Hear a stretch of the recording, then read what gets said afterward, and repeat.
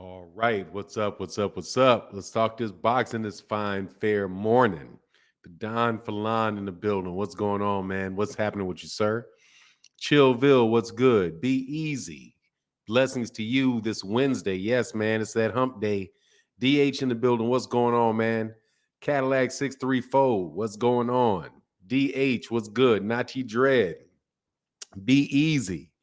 Cadillac 63 said, how's that weather in Dallas? I'm not in Dallas, so I wouldn't know. However, where I am, which is about 3 hours south of Dallas, man, uh, it's nice. It's chill. It's kind of cool.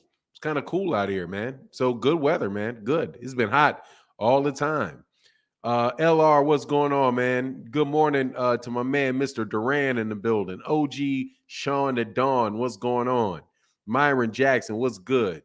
At Mr. Stoudemire, as always, good to see you. Mr. Jimenez in the building. What's happening with you? Said, good morning. I thought you wasn't coming on today. I didn't see any notifications because I've been late. I was a little slow on putting it on putting the notification up this morning, man. You know, sometimes I just sleep a little too late, man. Lazy, sleep till 7:30. Gotta want to get on at 8 o'clock. So, you know, then I got a whole morning routine that I have to take care of. You know what I mean? Tony T said Premier Boxing Network's bidding war. Did you see that for now? What? No, what are you talking about, Tony T? Bidding war on what? Who's doing a bidding war for what? For the Errol Terence Crawford fight? A bidding war?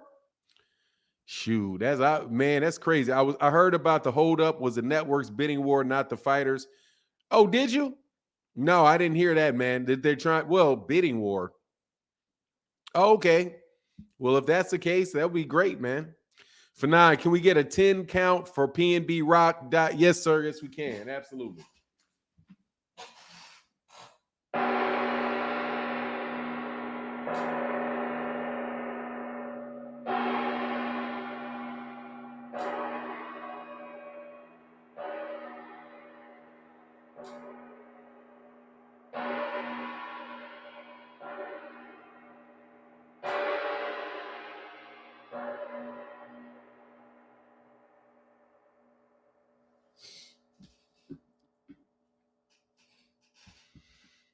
Yeah, where'd you hear that headline from, man? Bearcat Hampton.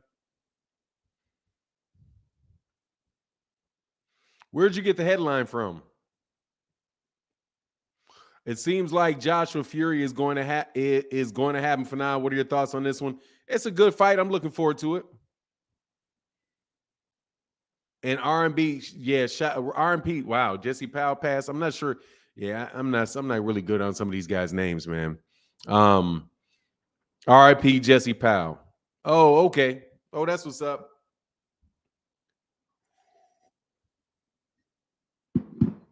That there's a bidding war.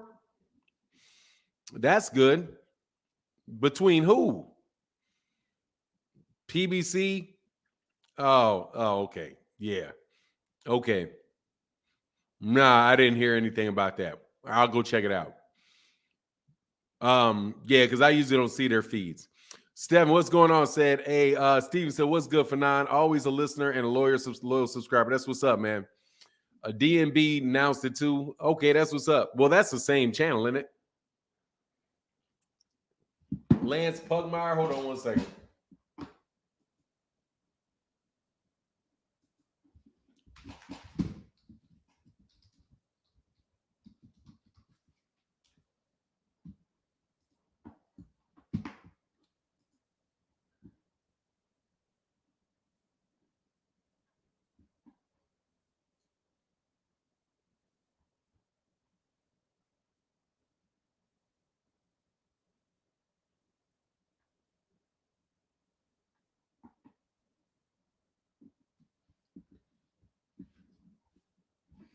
Okay, cool. That's what's up. All right, Paul Carrick, man? What's going on, brother? How you feeling, man? How you feeling this fine morning, man? What's good with you? What's good? Say, just support my bison brother. That's what's up, man. That is what's up, bro. That is what's up. Bud wants to stay away from Usyk. Oh, Butt wants to stay away from Usyk. Who you keep? Oh, I think it's an awesome move for Fury to all of the sudden fight a broken version of Joshua. You know what I mean? Yeah, I see it now, man. Yeah, I got it. That's what's up. Lance Pugmire put that out there. Don't buy any mention that Errol Spence is in talks with Keith Thurman. We know that ain't the truth. I'm told that Terence Crawford camp is still engaged. The interesting beyond that is the bidding is competitive between the premier boxing networks. Okay, so that, yeah, all right, cool. Okay, all right. Well, that's cool. I mean, hopefully they're right. That's what's up. We'll definitely do something on that. Definitely, that's what's up. Mr. D, what's happening, my brother? Oh, I'm good, man. I can't complain, bro. I can't complain about a thing, man. Robin Soto said, so for Fury, AJ, who you got? And will AJ ever fight Deontay Wilder? For Fury, AJ, who I got, I have Tyson Fury, but I wouldn't be shocked if AJ won that fight. I think Anthony Joshua has a better chance against Tyson Fury than he had against Alexander Usyk. And will AJ fight Wilder? I mean, I don't know. If he gets past Tyson Fury, probably.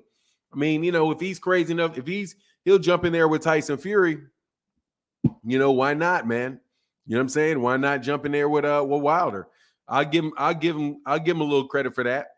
He'll get I'll give him some credit for that. There you go. I'll give it credit. T-Man, salute. What's going on, T-Man Lee? Yeah, I'll give him credit for that. Because he fought Tyson Fury, so yeah, why wouldn't he jump in there with Wilder if he wins the fight? Now, if he loses the fight, I mean, he's pretty much done, man. Well, not done, but it really does kill. It kills like a whole lot of interest in that fight,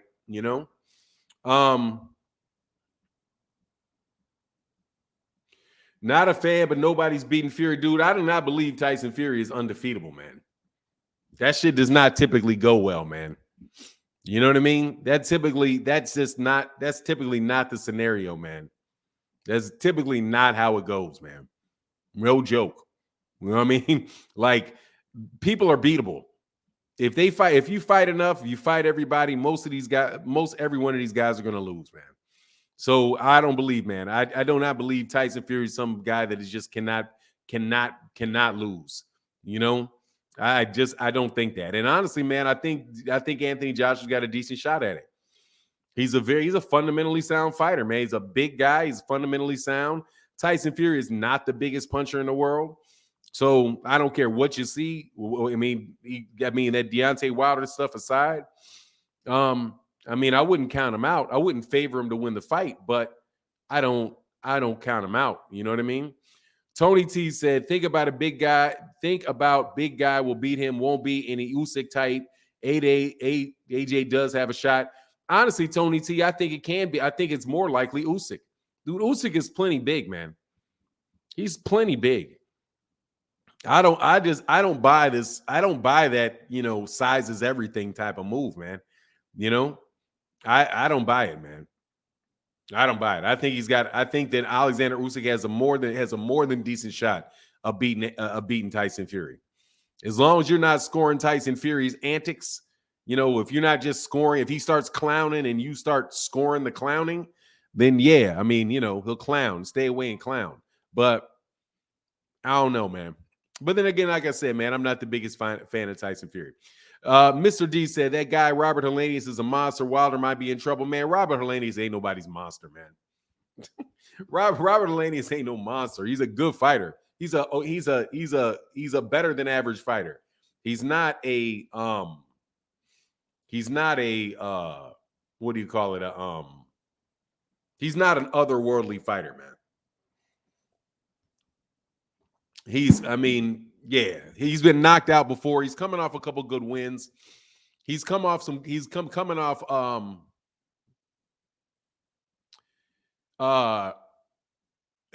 for 6'9" for 9. I agree sizes the man. First of all, he's not 6'9", he's about 6'8". And a lot of people thought he lost to a 6'2" guy in John McDermott. No, man, I don't care how tall you are, man. Somebody can beat you, man. It's like, dude, he almost got knocked out by Deontay Wilder. I don't buy that, man. I do not buy it. He will beat a 6-foot fighter, a good 6'4" man. I don't buy it. I think that if a guy is 6'4" and a guy is 6'9", that's 5 inches. People have overcome 5 inches, 5 inch height advantages. You know, just depends on how you fight. You got to fight in a way that causes them problems, and I think people can do it. If they don't allow Tyson Fury to hang on his back, right? If he can't grab him and hold him and all of that type of stuff, Tyson Fury can most definitely lose that fight. He fought he almost lost to Otto Volin, a 6'3", 6'4" southpaw, you know? So, like, yeah, I mean, I think that height and reach is important, but dude, he's not a giraffe. You know what I'm saying? His head is within reach, man. Nah, man, Spence ain't fighting Thurman, man. I don't understand, man. Spence is not fighting Thurman. Okay, we all know that. All I'm doing is I say free Keith Thurman. My thing is free Keith Thurman, man. I want to see him fight him, but hell no, he ain't fighting Keith Thurman. The man literally said, when I said no, I mean no. So nah, man, you're not gonna get. Hell no, he's not fighting him, man. We know this, man. But like I said, I'm gonna have fun. I'm gonna have fun. Why say, oh, thank God, man? Please, man, bring the fight on, man. You know what I mean? Bring the fight on, man. If they're not going to have that fight, hopefully we'll find out what's going on with. Oops. Hold on. I got to do something real quick. Some coffee shot onto my laptop. I guess I don't have to take a break for that. All right, I got it off of there. Yeah, no worries. Oh, I'm in Omaha, bro. Oh, okay. What's up? Shout out to Omaha, man. Geeks of the Universe in the building. What's going on? Said morning, Fanon. Good morning to you, sir. Thank you for that support, bro. It means a lot, man. Timothy said, who you got, Prime Floyd versus Tank? I got Prime Floyd against Tank. I got a Prime Floyd Mayweather against Tank, man. He said, Lucas Simpson said, I had to come to you for real answers. Look, man, Lou, we out here. Everybody's out here wondering what's going on. All right. Anybody acting like they are the know all and be all to this, they not telling the truth, okay? You know what I'm saying? Whole lot of cats want to convince you that they know exactly what's going on, man. I'm not into telling you I know exactly what's going on, because I do not know exactly what's going on. We're chopping it up about it, and it's a really good boxing conversation and all that good stuff. But look, man, there are certain things that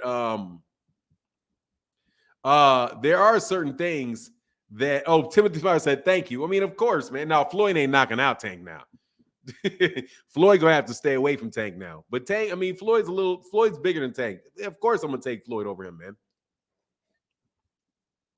Of course. You know what I mean? Of course.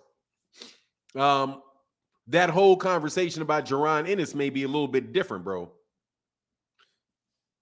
That whole conversation I'm telling you, that conversation about Jaron Ennis may be different though, because there's a big size advantage over there. Now, when you have two guys that are equal and one guy is a lot bigger than the other guy, hey man, that stuff kind of comes into. I think that stuff kind of comes into play, man. If you can't knock down Juan Marquez, he can. If he can knock down Juan Marquez, he can knock down Tank. Maybe. I don't know. But Juan Marquez, dude, he's not going to sit in there with Tank. Like, dog, that's a dude. Let me tell you, man, that's a big hitting guy. But look, I believe that Floyd Mayweather Jr. would beat Tank. Okay, so there's no need for me to really get into that. I'll take Floyd over Shakur Stevenson too. I'll take Floyd over Shakur Stevenson.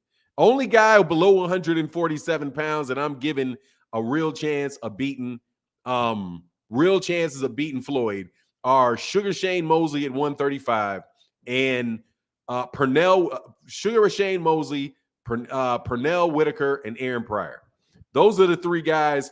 Those are the three guys that I say I'm giving a shot at beating them.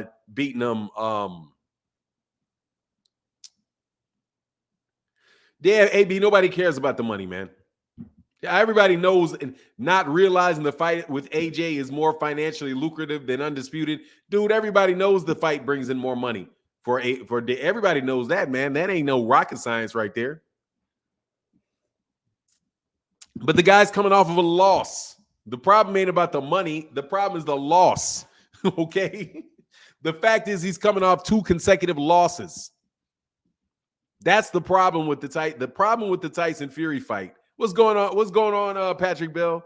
The problem with the Tyson Fury fight is that he's coming off 2 losses. So why am I supposed to be excited exactly about a fight between Tyson Fury and a guy coming off 2 losses? That is not going to go away for Anthony Joshua. Okay? I mean, for Tyson Fury and Anthony Joshua. The man is coming off 2 losses. He has not won a fight. He's not won a fight in well over a year, man. Like, come on, man. He's probably not won a fight. Has it been 2 years yet? By the time they fight, he would have not won a fight in 2 years. No, man. I'm just like, it's that aspect of it. If he fought Anthony Joshua and Anthony Joshua was coming off of a win, even if Alexander had all of the belts, then that's something I think that is a reasonable thing, man. You know what I mean? Look, these guys are all I just read what Lance Pugmire said. Don't buy that Errol Spence is in talks with Keith Thurman. Of course, nobody buys that shit. Nobody buys that. I'm told Terence Cramp is still engaged. Of course he's still engaged. Nobody said that they wasn't engaged. They said, look, man, we're going to set a date with or without you. Never said he wasn't engaged. The interesting thing beyond that is that the bidding is competitive between Premier Boxing Networks. What does competitive mean? Dude, I'm telling you guys got to start reading these damn tweets. The bidding is competitive between the two, which means they're basic. That you know what that means? That means they could be both offering the same amount of money. It's competitive. That's what they mean. Betting. Oh, it could be on Fox. It could be on Showtime. That's all it means. That doesn't mean that doesn't mean jack shit. I'm just telling you what he said. Doesn't mean jack shit. That doesn't mean, and I'm telling you, what he wrote doesn't mean jack shit. It's a nice, but I'm telling you, this is the sad shape of boxing.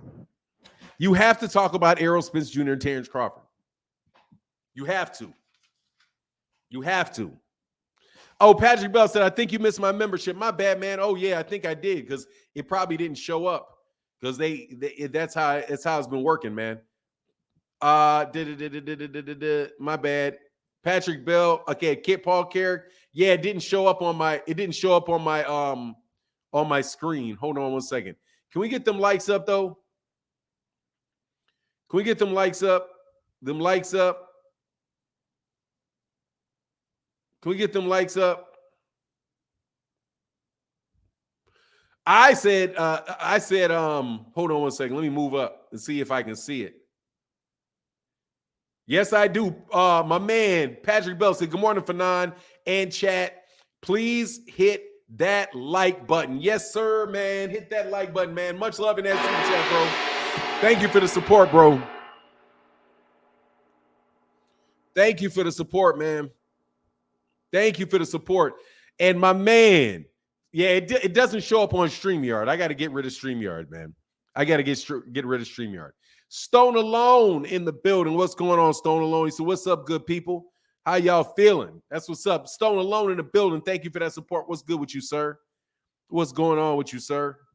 So anyway, let's break down this tweet again because I'm going to probably do a video on it. Man, watch my videos, y'all.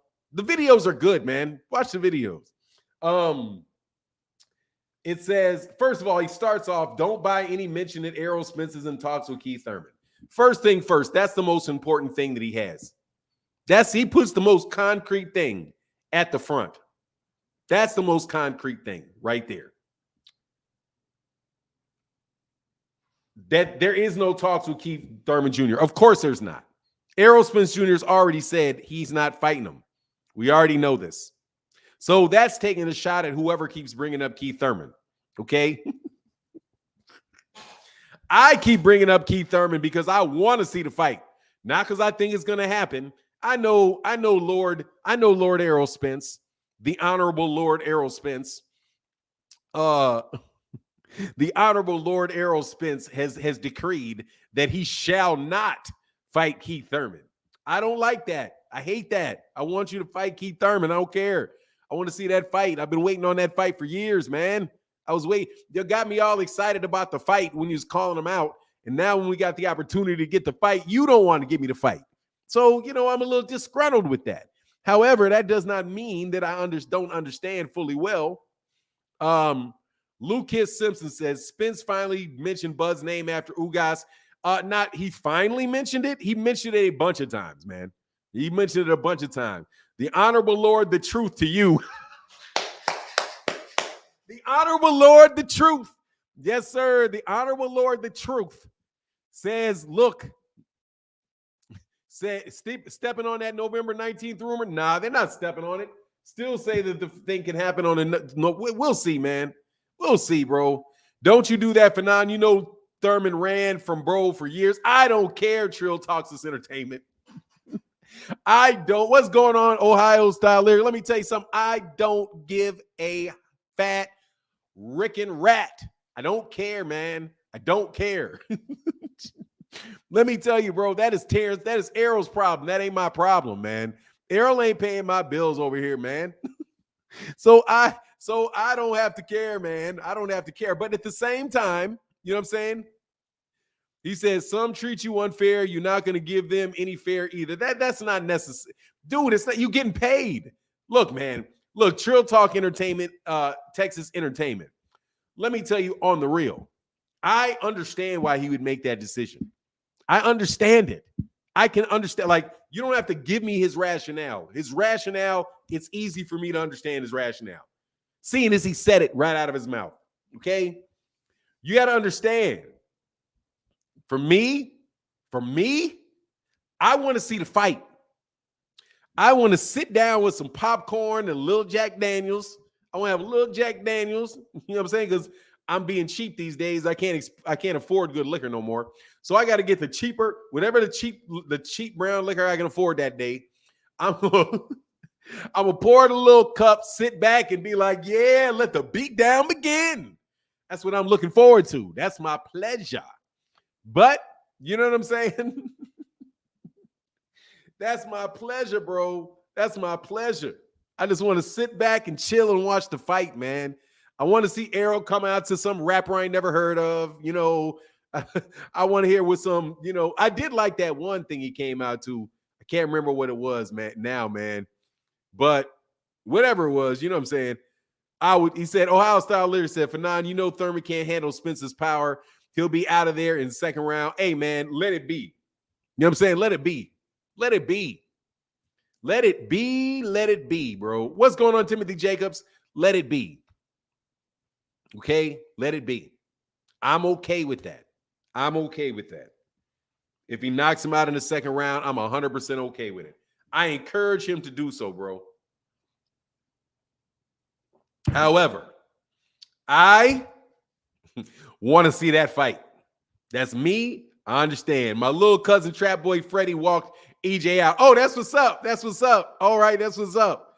Your little cousin Trap Boy Freddie. Yes, I'm saying I would have never heard from him because I'm old and I don't listen to rap music. So trust me, man. I'm giving gongs to do like that. I guess he was a battle rapper, whatever. PNB. They got killed in Las Vegas. No, that's why I don't go to boxing matches.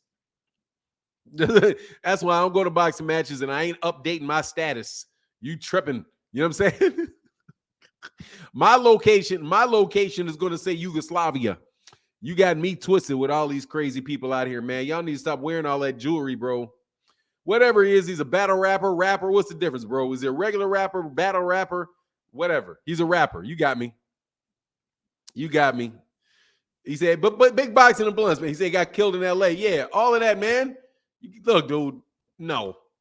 Okay, these dudes ain't playing, bro. Phil Sloan, brother, how are you feeling, man?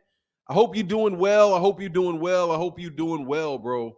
I hope you're doing well, man. Much love in that super chat, Phil Sloan.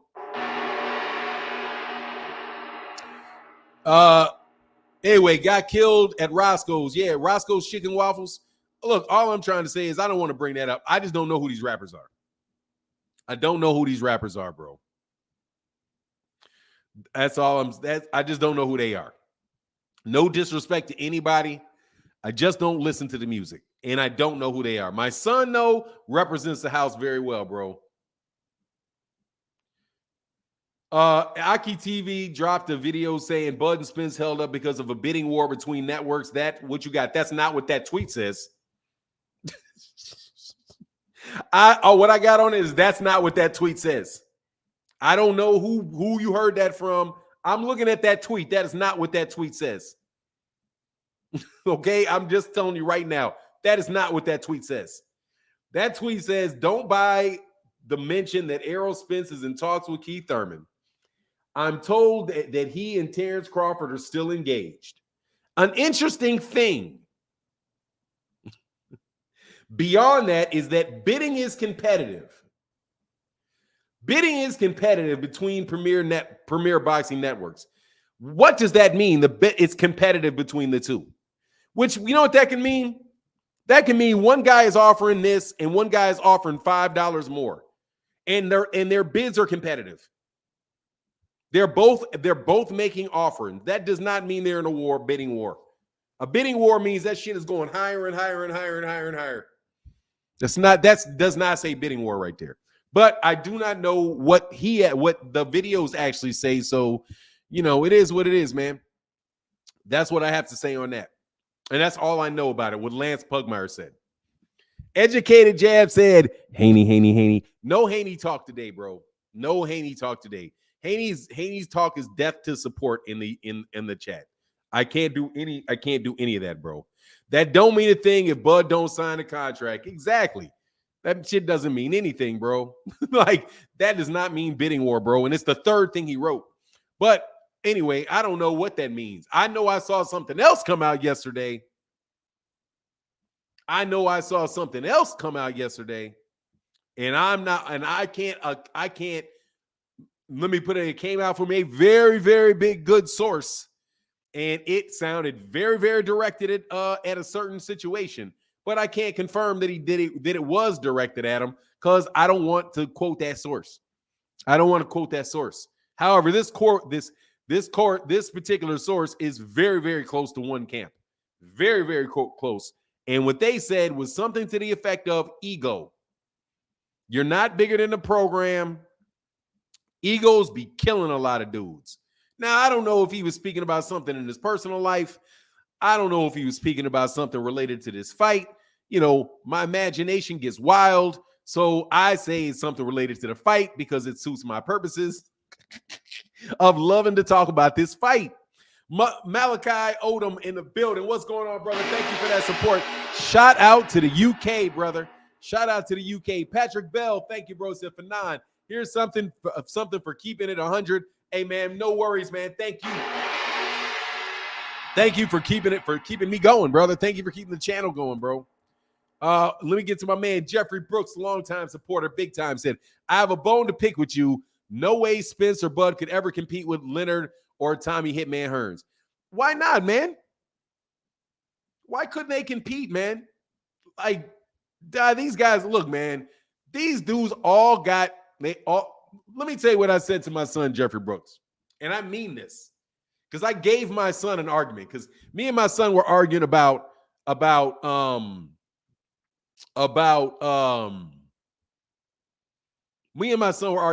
basketball players, Michael Jordan and LeBron James, right? That conversation that people always have, like, man, LeBron killed Jordan. There's no way he could guard Jordan. He's too tall. He's too big. He's too strong. Like, man, you act like these dudes act like Michael Jordan. Like, first of all, I don't even get why you say LeBron James is faster than Jordan. How you figure that? Like, if you ever seen these dudes, you ever see Jordan run? That dude ain't slow.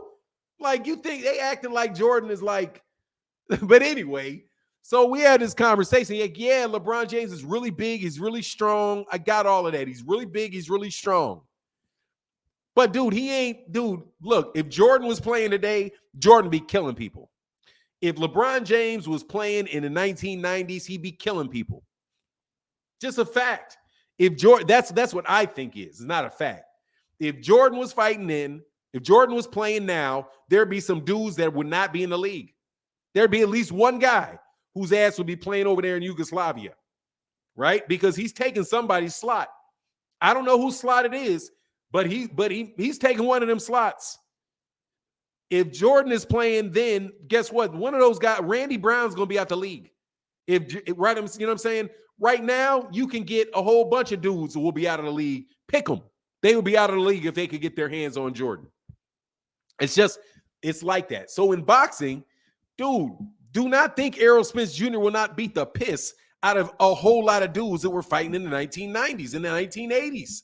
He would. He's a very good fighter. He's extremely competitive. He's aggressive. He's very, very skilled. He's very, very focused. Dude, he's not going to get, there's no reason to believe this guy can't compete with those guys. They never fought Errol Spence. Duran never fought Errol Spence. Tommy Hearns ain't never fought Errol Spence. They never fought Terence Crawford. That's an entirely different puzzle. That's an entirely different puzzle to solve. So I don't, honestly, I look at him, and I did the video with Jeffrey Brooks. You got to listen to what I said in the video. What I said was, look, if I look at Sugar Ray Leonard, I would take Sugar Ray Leonard over Errol Spence for this reason. Because of that punching power. He is very, very fast. He has very fast feet. He's got very fast hands, very fast feet. And he is very, very big puncher at 147 pounds. He will most definitely knock you the fuck out, right? Same thing with Tommy Hearns. But at the same time, bro, let me tell you, man, that dude right there is not Wilfred Benitez. He's not Wilfred Benitez. He's not Duran. Duran, you can say Duran will beat him, but dude, I don't know that. I'm going to give these dudes, any guy that's the top fighter right now, I'm going to give them dudes enough credit to be like, they know how to prepare for other top fighters. And they're going to give those fighters some work, man. They're going to get them do some work. That's where I come from. That's my thought on it. I'm paying respect to whoever it is that is done enough to know how to be better than everybody around him. He's going to find a way to be better than most people around him, no matter what generation or era you put him in. You know what I mean? Because they're a top-tier athlete, top-tier athlete. But, I mean, Sugar Ray Leonard is nasty like that. Boots announcement Thursday. That's what's up, man. Give him Thurman. I know he's probably going to beat Stanionis or something. Reggie Shipp, but for 9, if the contracts aren't signed, then why hype something that's not likely to happen? Reggie Shipp, if I talk about any boxing match, period, it's not likely to happen. I do this exercise with people, Reggie Shipp, on a regular basis. Name big fights that are likely to happen. Likely. As in, there's a better chance that they happen than they don't happen. You can't name me 2 of them. You can't name 2. Is it likely? How likely is it that Monster Inoue will fight Steve Fulton Jr.? Not likely. How likely is it that Lomachenko will fight Gervonta Davis? Not likely. How likely is it that Devin Haney will fight Gervonta Davis? Not likely at all. It is likely, however, that Lomachenko will fight Devin Haney. How likely is it that Gary Antoine Russell will fight Josh Taylor? Not likely. How likely is it that Josh Taylor will fight Devin Haney? Not likely. Or Gervonta Davis? Not likely. How likely is it that Gervonta Davis will fight Shakur Stevenson? Not likely. How likely is it that AJ will fight Wilder? Not likely. How likely is it that Jared Anderson will fight Tyson Fury? Not likely. How likely is it that Canelo Alvarez will fight Jamal Charlo, Demetrius Andrade, go down the line? Not likely. How likely is it that Terence Crawford will fight Keith Thurman? Not likely. How likely is it that Terence Crawford will fight Jermell Charlo? Not likely. Fundora? Not likely. Jaron Ennis? Not likely. Virgil Ortiz? Not likely. I can talk, if you don't talk about fights that more than likely are not going to happen, you're not going to talk about boxing very often. Only time you're going to talk about a fight is after the fight is actually made. Because until that paper hits there, most likely it's not going to happen. Most likely it's not going to happen. That's the sad thing about boxing. But I challenge you. Tell me 5 fights, five big fights that are likely to happen. Deontay Wilder, Anthony Joshua was not likely to happen. You know what I mean? Never seen anybody outbox Tommy. Yeah, that is Geeksy Universe. What's going? He said, Boots Thurman, let's go. Not likely. Don't talk about that because that's not likely. That's not likely to happen. The only fights that are likely to happen are fights with guys that are with some people who call bums and champions. That's it. Mandatories are likely to happen, bro. That's it. Mandatories are likely to happen. Giselle, you talking about Giselle Corrales? You read something about Michelle Rivera and Giselle Corrales? Yeah, I heard that. Who's spamming, bro? Somebody can get, you got to put on somebody on pause for spamming. I don't know who's spamming. So yeah, Thurman Ugas not likely. I'll go on all day with fights that are not likely, bro. Why talk about a fight that's probably not going to happen? Because it's boxing. That's all you get to do. That's all we get to do, bro. And on top of that, people will talk about what's the likelihood of ever being able to see Jordan and LeBron James on the court at the same time. It's damn near impossible. Definitely in the category of not likely. Does it stop people from talking about it? No, it does not. All right. So why should we be any different? Why should I be any different, man? I like talking about them because it's more fun than to talk about trash fights that are still happening.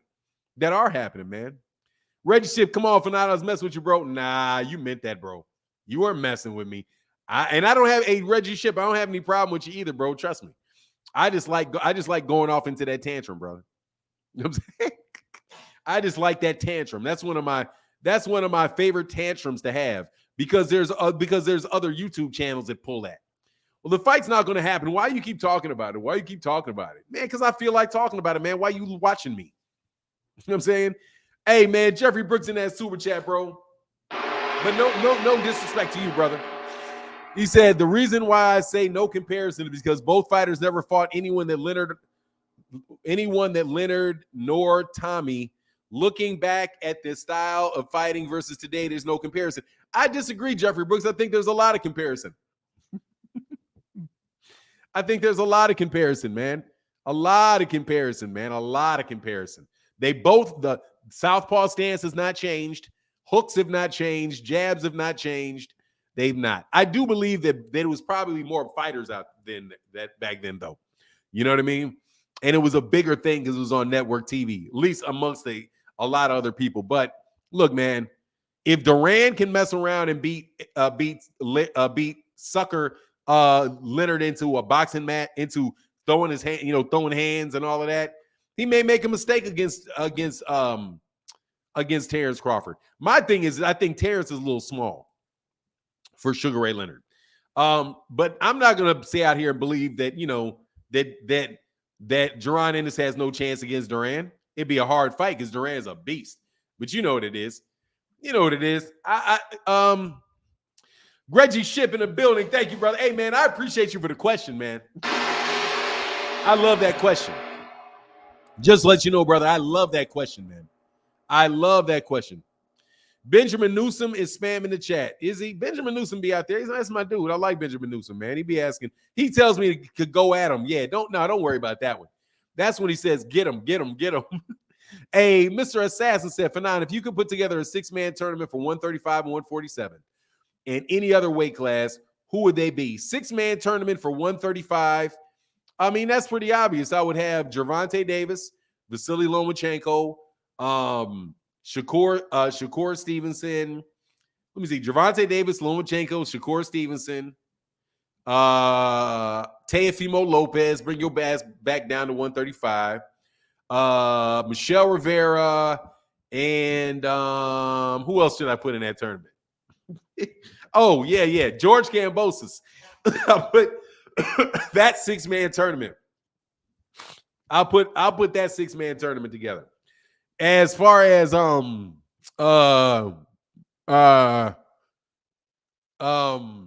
130. I mean, 135, 140 is obvious. Errol, Terence, Keith, Thurman. Oh yeah, Tho. Now we said 6 man. So okay, yeah, Tho can't boast us out. Bring in Frank Martin. And you're gonna say, why wouldn't I put Devin Haney in the tournament? Because he's gonna accuse people of ducking in the tournament, and I can't have that, bro. I just can't. I can't have him because people would duck him in the tournament.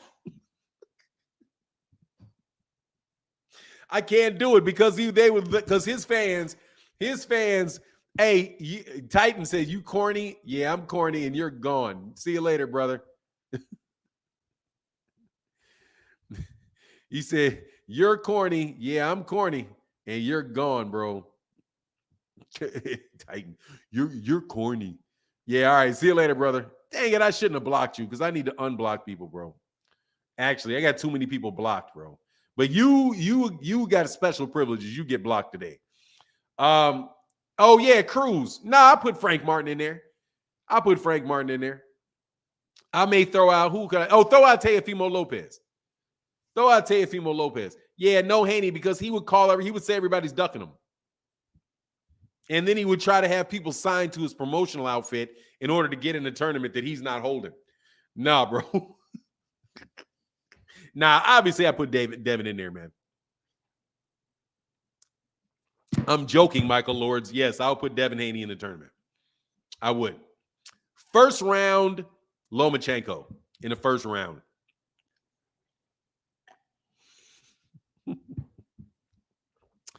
Gary Antoine Russell's at 140. Jeff Rebrooks said they was hitting way more harder back then. I don't know, man. I don't know if they were hitting harder back then. Seems to me that these dudes are hitting pretty hard right now. But look, man, we can agree to disagree on that one. However, I do think that crop, the 147 pounds in the 80s, the 147 pounders in the 80s was better than it is now. However, those 90s, they were really good in the 90s, man. They were really good in the 90s as well. Fahim Sator said, how do you know? What do you mean, how do I know? Look, man, I don't want none of that. I don't want to hear I don't want to hear their fans talk about somebody's ducking in a tournament. They'll be mad about the matchups. They'll be like, why is Devin got to fight him in the first round? Oh, that's a setup. That's because they're ducking. The Lomachenko asked to be on the other side of the bracket. We heard it. You know what I'm saying? The WBA just said Lomachenko insisted on being on the other side of the bracket. like, man, come on, man. I don't want to hear none of that, bro. I don't want to hear none of that, man. Phil Sloan said the 80s and 90s boxers had a different determination than boxers now. Yeah, I can't speak on it, man. I can't speak on it. I think that the top guys at the division all have, that they're all top guys. You know what I mean? Tenair Stroke said Bud, Spence, Boots, Virgil, Thurman, and Ben. Nah, Ben ain't getting in there, bro. Ben is not getting in there, man. Because Spence, Bud, Boots, Virgil, Thurman, Stanionis. I put Stanionis in there first. I put Stanionis in there before I put Ben in there. Ben ain't proving nothing, man. You know what I'm saying? Ben ain't proving nothing to me. Put him over. I will definitely wait. Oh, say yeah, I'll put Stanionis in there first. He said, yeah. Okay, my bad. Hey, no, it's not my Tenair Strokes, man. That's not your bad. It's not your bad. That's your opinion. It's okay. It's you just if I think differently than you, man, it's just how I think. That doesn't make me right. It just means that's what I think. You know what I mean? Ben to me is like whatever would counter Ben. Until I don't really believe UK fighters until they leave the UK. When they leave the UK and they start fighting like the best guys in the division, that's when I'll believe him. Especially when he's the son of somebody famous. I'm not saying that he can't. I'm just saying I don't buy in. I'm not buying in. Oh yeah, Ugas, yeah. Shabazz Love, that's really good. Or your Danish Ugas. Mr. Assassin said, what about the greatest of the past 70 years? 6-man tour tournament at 147. Who wins? Sugar Ray Robinson. Sugar Ray Robinson Sugar Ray Robinson.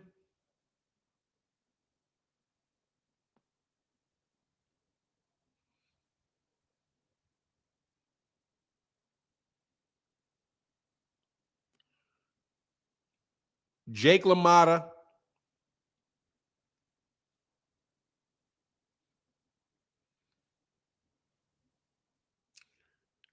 Sugar Ray Leonard. Tommy Hearns.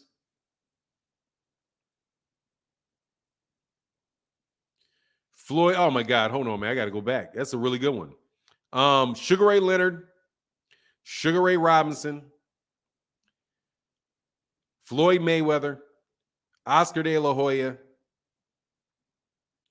Errol Spence Jr. and Tito Trinidad. For my 147 tournament. Yeah, them. Hagler's in 160, bro. Yeah, but I still in 147, I still put Floyd in there. If I had to put him in a tournament, it would be the 130 tournament and not the 147. But I would put him in there. If you say Floyd is a 130 pounder, which he is, then throw Oscar. If I don't know if I said Oscar De La Hoya, throw Oscar De La Hoya in there. Yeah. And Errol. Because those guys are 147. Those guys fought a lot of guys at 147. I'm not putting Bud in there because Bud ain't really fought anybody at 147. Until I see him fight like a competitive fight at 147, I'm not putting him in that tournament. I think he has the ability to beat a lot of guys, but everybody's fought at 147 got an asterisk by him.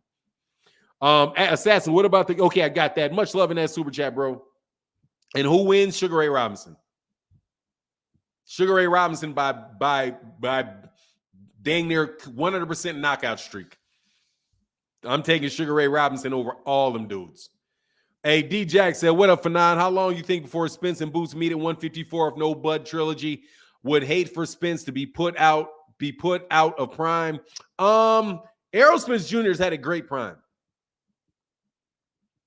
Errol Spence Jr.'s had an amazing prime. He's cleared out. He's almost completely cleared out 147 in his prime, which is right now. Right now.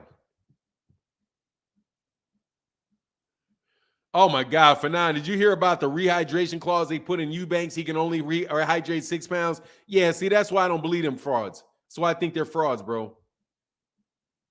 Hagler, Jeffrey Brooks, Hagler's at 160. He's not at 147. He's at 160. He's at 160. The 160 tournament is better, though. The 160 tournament is better, man. No joke, because then I get to put Sugar Ray Robinson. Carlos Monzon, Marvelous Marvin Hagler, James Toney, Bernard Hopkins, and Roy Jones Jr. I get to put all of them in that 160. That 160 is beautiful. Mario in the building said, what up? Watching Sugar Ray Robinson, he was something special, very few in a lifetime. Yes, sir. You know that. Pernell Whitaker, I put at lightweight. Sugar Ray, my man Kerry Carter says Sugar Ray Robinson had a modern style 7 years ago. I think Sugar Ray Robinson is just more talented than these guys. I think he's a better athlete. He's more talented. I just think he's a lot more talented. That dude right there, that dude is talented. Like, that dude is like really, really talented, man. Really, really talented. He said, I don't know if I was dreaming, but did they say the holdup was a bidding war between Showtime and Fox for the Spence Bud fight? That is not that. That is what some people are saying. That's not what the tweet from Lance Pugmire says. They said interesting is that the bidding is competitive between them. That both networks are interested in the fight. And you know that, like, that's an obvious thing.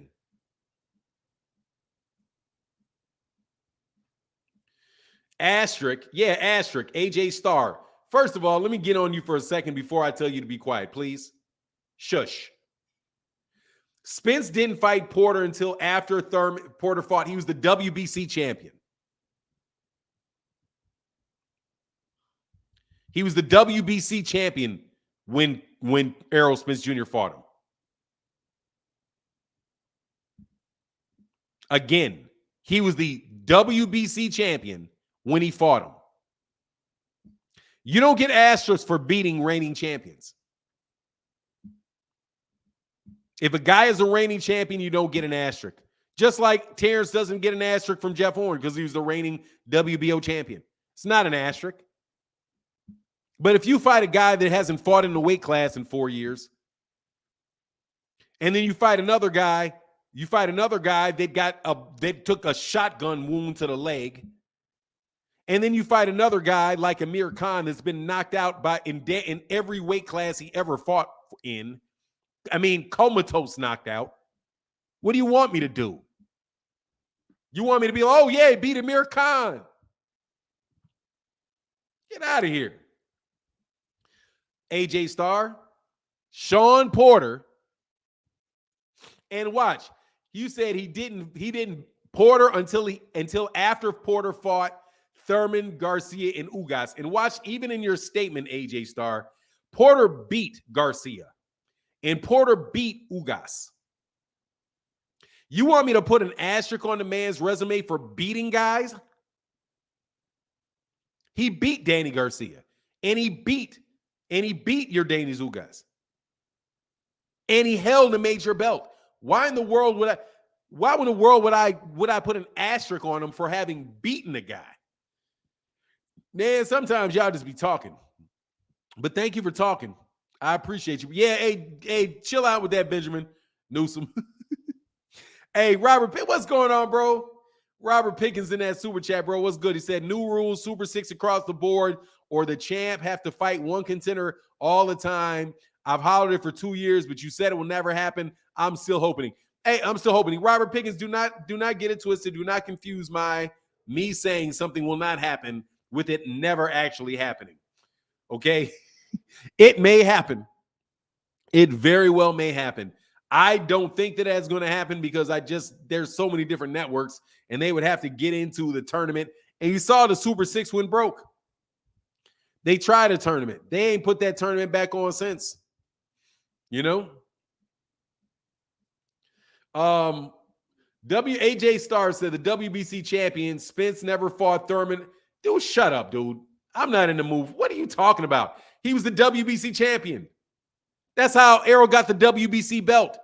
Keith Thurman relinquished the belt. Danny Garcia and Keith Thurman, Danny Garcia and Sean Porter, I do believe they fought for the vacant WBC belt, didn't they? Yeah, I'm pretty sure they did. Or Danny Garcia got it and then Sean Porter took it from him. But yeah, he's the WBC champion. What are you talking about? You just making stuff up, huh? Dude, do you watch boxing? You don't watch boxing, do you? You gotta shush. You gotta shush, bro. Because you're a distraction. Shh. You gotta watch boxing, bro. Hey, no worries. Hey, Benjamin Newsom, don't worry about that, bro. You be you, man. I see you, brother. I don't get distracted by that. I see you, man. David Williams said, Brother Fanon, I'm here from the 3-belt era. I'm from the 3-belt era and could cut less about the WBO. Spence has proved his points and needs to tell Crawford, bye, Felicia. And let's get those likes up, people. Yes, sir, bro. I agree. Hey, I kind of agree with you on that one, man. Hey, man, can we get these likes? So we got 500 people in the building. Can we get the likes over 500, man? It would be greatly appreciated, bro. Excuse me. It'd be greatly appreciated, man.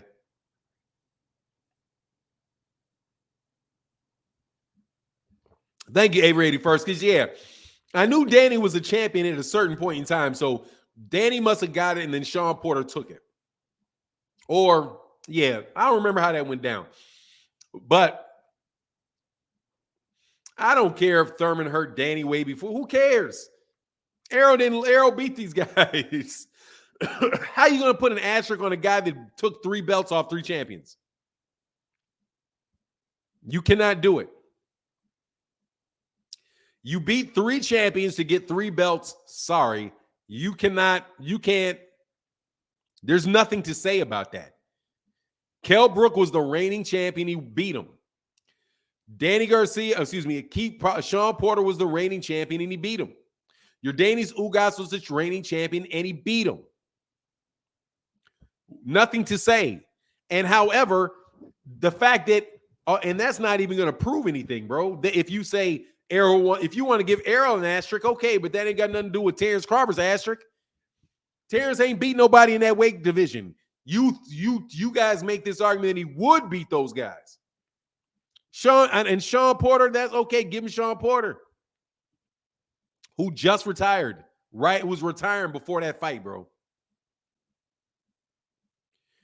Bud has 1 belt. I mean, look, man, I'm just saying if you're going to put the 6 best welterweights over the last 70 years, sorry, man, that's a high standard. So you got it the right time. You got it the first the right time, bro. Thank you, man. I appreciate that, man. Yeah, Sean Lewis. I just don't remember, bro. Asterisk means that they put a little asterisk on top of it and put a little note. They put a little note by it, which means pay attention to this relevant fact that is important to see. Like, never really fought anybody in the weight class. Kind of like Jaime Munguia, right? Jaime Munguia is a former WBO. He's a WBO champion, but asterisk his ass because he never fought anybody for that belt. It's just a note. That's what it means. God dog, man. My Mount Rushmore of all-time welterweights with 1 current in there. Dude, Errol is the current welterweight for me. Errol is. And then Sugar Ray Leonard, Sugar Ray Robinson.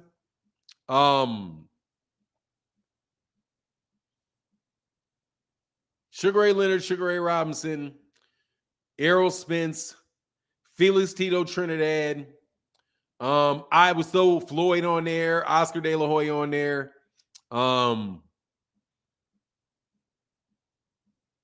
Yeah, like that. Something like that.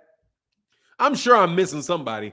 Like somebody's going to be mad if I don't put Jake LaMotta.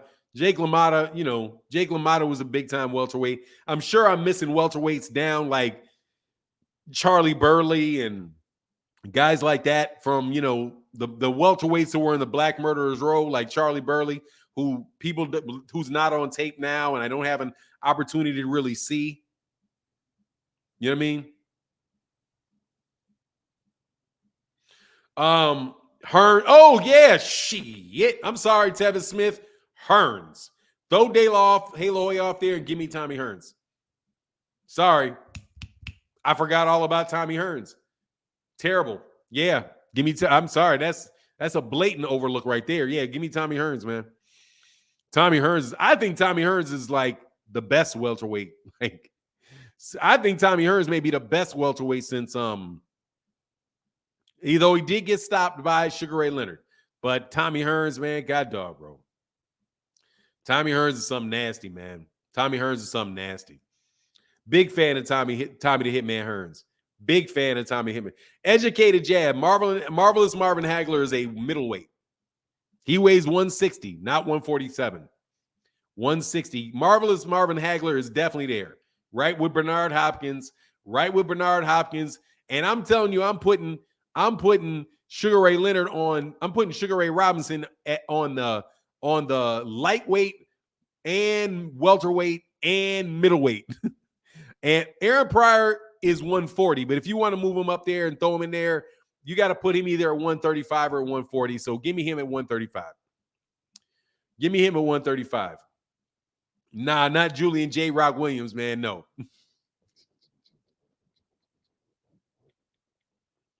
You talking about Julian Jackson? You're not talking about Julian. You're not talking about J. Rock. I like J. Rock. J. Rock is one of my favorite fighters, I think, and one of my favorite people in boxing. But no, man, I wouldn't put him in the all. He's not a welterweight. He's a 154. So really, you got to put him in 160. Just kind of like you got to put Aaron Pryor in 147. Add boots around. No, I'm not putting him on. Come on now. I gotta have restraint with Boots, bro. You know what I mean? I gotta show some restraint with my praise of Boots. I'm not putting him on the Mount Rushmore of welterweights. Nah, he's the man that's got to at least win a championship, man. You know what I mean? Hagler would have murdered Canelo. I don't know, man. I think he beat him, Canelo. Murder him, I don't know. Beat him, yeah.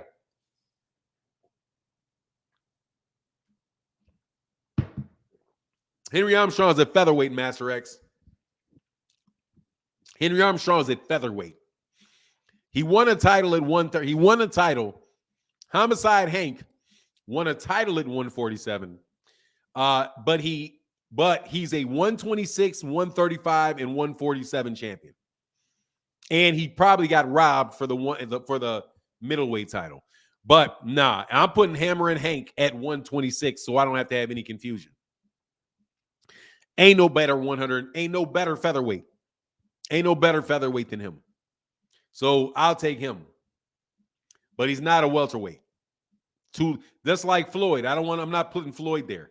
I'm putting Floyd at lightweight. Floyd is at lightweight.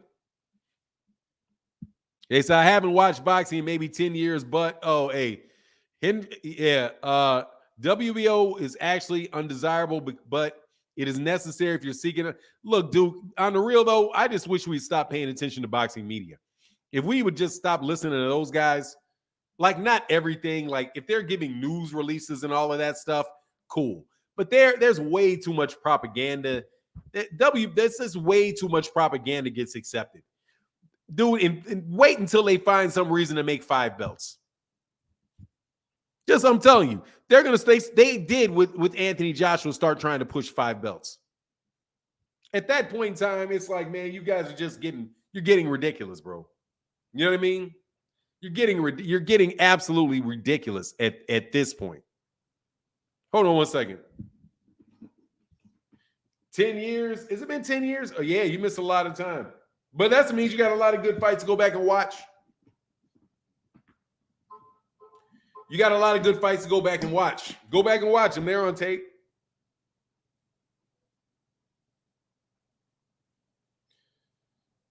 I got to check on something real fast.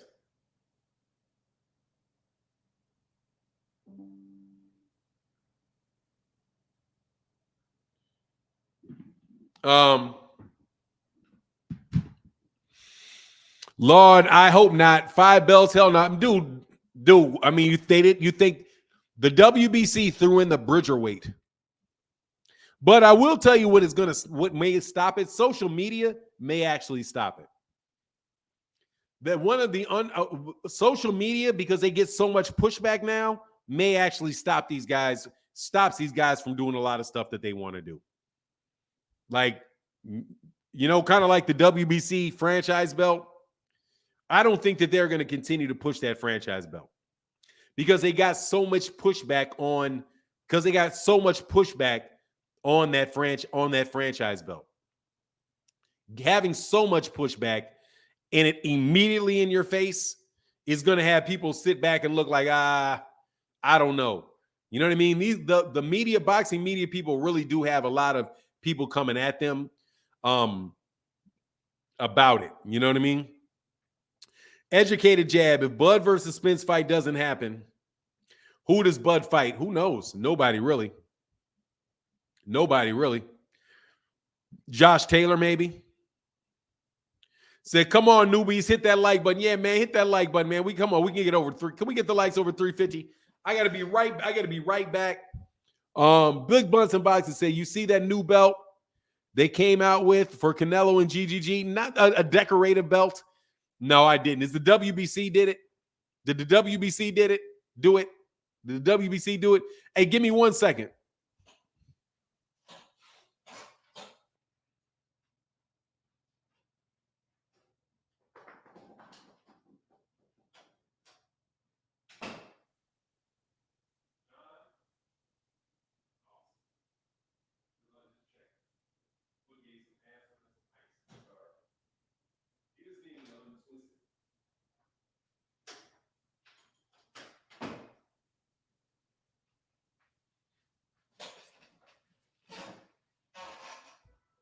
All right.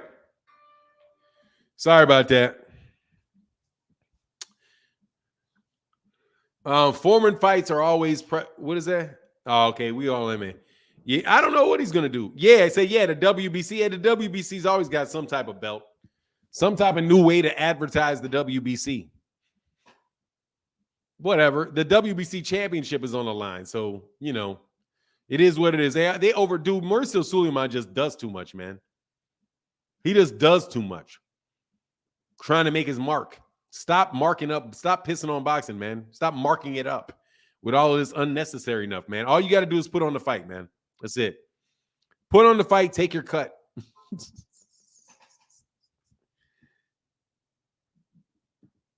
Hold on, man.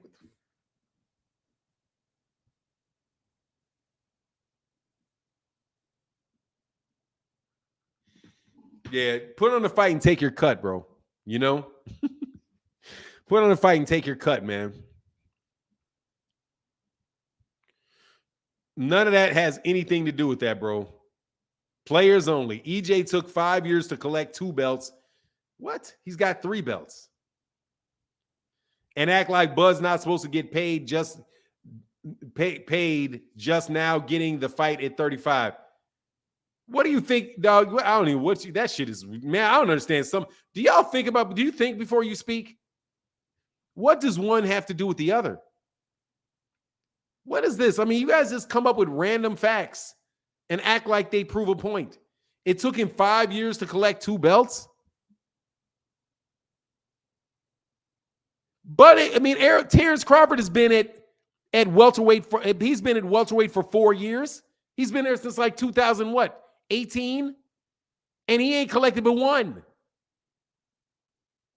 Keith Thurman and Errol collected 3, not 2, 3. What's he supposed to do? How easy do you think it is? One belt. That's 1 belt a year. He fights 2. Has he been a pro? He's been a pro longer than that. Come on, man. Y'all are bugging. Man anyway, man, you're bugging. Find a way to dislike Errol. I got that, bro. He won his first belt in 2007. So what? So what? And so what? So what? What do you think? You think that there's some time limit or something? You think that's an easy thing to do? Sorry, I'm sorry. Somebody else didn't collect all the belts for him and then him get a fight and be able to beat him. He would have had 3 belts years ago if Keith Thurman would have fought him. What's he supposed to do? Exactly. Keith Thurman had 2 and wouldn't fight him. But anyway, I need to figure out what that is so I can just be a little more quick with that. You just run off facts that have nothing to do, that don't mean anything. Come on, man. Errol's 5'9". He should have had the belts earlier. Come on, Errol. Errol eats cheesecake. Come on, man. His favorite dessert is cheesecake. Come on, man. Don't act like Terence doesn't deserve the money. Like literally, that's how unrelated those facts are. Errol likes cheesecake, so why shouldn't Bud get paid?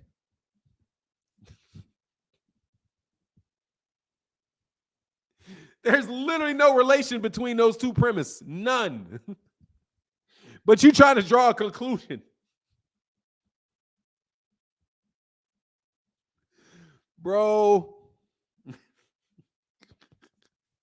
I be dying when y'all do that, man. That's a con job move, bro. That is a con job, bro. What's going on, Lee, man? What's going on, Lee Donovan? Look, man, that is a con job, okay? When somebody names a random sets of facts and they have nothing to do with their conclusion at all, and they try to get you to argue, well, did it take 2 years or 3 years? Why didn't he do it in 1 year? like what? Like, man, you guys are bugging, man. I don't even care how long Bud's been there, man. I don't care how long he's been there. Anyway, so because Bud did bad business, Spence has to make up for it. We'll see what happens, man. We'll see what happens. There's a bidding war. The president of Showtime Sports literally said that these people want too much money for this fight. The PBC said, look, this fight is not as big as people think it is. The money's not there. And now, because because both networks are offering a competitive amount of money, there's a bidding war. Dude, that is the bidding war means that they are going, oh man, there's all these people coming up. They're trying to elevate the prices, and they're really taking the fight's taking so long to get made because these guys keep coming with more and more money for them. That is not what that tweet said at all. That you get that out of that. Like, anyway, man, I don't understand how people be getting some places, man, with stuff, you know? Anyway, honestly, let's let the business play out. I mean, hey, dude, you got to get out of here with that name, bro. Sorry, bro. You got to get out of here, bro. I'm not fuck out of here with that, man. No offense, but you got to get a different name, bro, and come back to the chat, bro. Jeff Campbell said, I like that GGG called Canelo a drug cheat. Yeah, I like it too. He should be very, very straightforward about that. They should all be very straightforward about guys being drug cheats. You know what I'm saying? They should all be very, very, very, very straightforward about that, bro. Bud fan would say Bud deserves more money because he can wrestle and play basketball. Exactly. Bud deserves more money because it's October.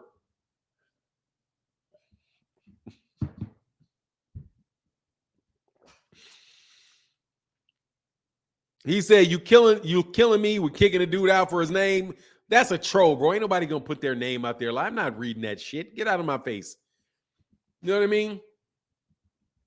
You know what I mean? Man, that guy's been around under another name. Okay? That ain't no real name. He'll come up with another name. That's another get out. I ain't trying to hear that shit. No. Anyway, Tony T said a situation in which two more parties repeatedly outbid each other as they competing to purchase something. I understand that, but here is it. The bids are, I understand what a bidding war is. He said, doesn't have to be an absorber, man. No.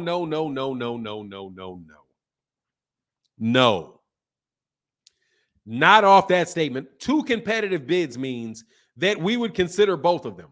You can have, watch, in public, if you try to bid on a public project, say you're a construction company, okay? A construction company puts in one bid and the other guy puts in another bid. And you go to your contracting agent and you say, was my bid competitive? He's like, yeah, man, you had a competitive bid. That's a competitive bid. Yeah, you made a competitive bid. That doesn't mean that's what that means. You could have two people that offered a similar amount of money and they're considering both. They both made competitive.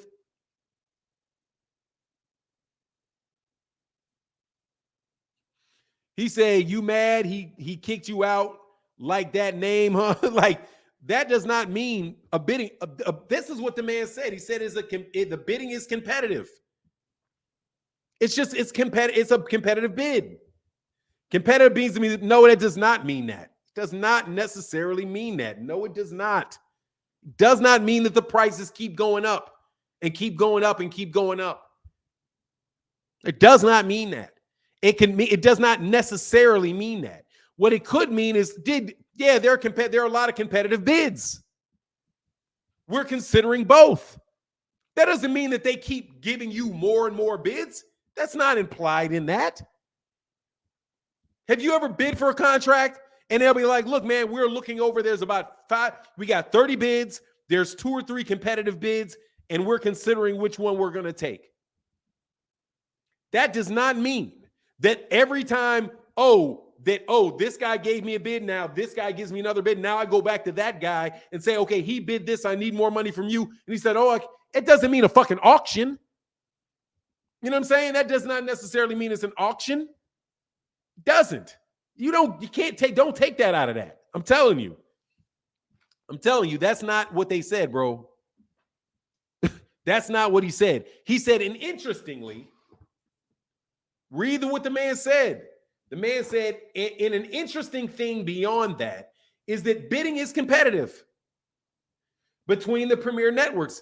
It's a competitive bidding. Like two guys want the fight, and their offers are competitive with one another. They're trying to it could be like they're just trying to decide which one to take. But think of this. You think that they're going to do that to Showtime and Fox, that they're just going to keep raising the price over and over and over on them? Like, okay, yeah, I'm interested in the fight. So what the guy could have said is, look, man, we're not just considering Showtime. We're also considering Fox, right? We're also considered that, man. We're considering both. Why? Because their bids are competitive.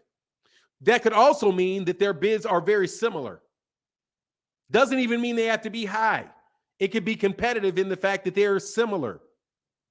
That does not mean that. I'm telling you, do not read. In order to think that that means that there's a bidding war going on, you got to read into that. And there's nothing that man said. And he said an interesting. And on top of it was the third thing he said. That doesn't mean that there's a bidding war going on for that fight. Like, no. The holdup is that there's a bidding war. I don't see where you get that out of that, personally. Now, if there's something that somebody else knows, and they're like, man, yeah, well, is the zone in on it? Is the zone in on this war? You know? Everybody else is like, man, this fight, there's not enough money behind the fight. There's not enough money behind the fight. That's what Bob Arum says. That's what Eddie Hearn says. That's Steven Espinoza never acted like he was going to break the bank to get that fight. He said, look, man, people got to be reasonable. Is it a big fight? Yes. Is it Mayweather Pacquiao? No. That's what he said. So how would that change? How would Lance Pugmire saying bidding is competitive be translated into there's this bidding war going on between the two parties? No, dude, you have to jump to that conclusion, bro. You got to jump to that conclusion. That's not supported by what they say. And I'm telling you, you need to be careful when you do that, because that is how people rip you off. And I'm not saying anybody that reported it is trying to rip you off. Don't get me wrong, but I'm telling you, dude, that is nothing is firm about that. And honestly, it sounds like an aside to him. He doesn't even, in your reading comprehension, what does he think is most important? What did Lance Pugmire think? He said, yeah, bids are close in proximity. That's all. Exactly. Sean Lewis, you got it. The bids are close in proximity. That's it. That's all that means. It does not mean there's a big bidding war going on, man. Necessarily mean that. Doesn't necessarily mean that. There could be.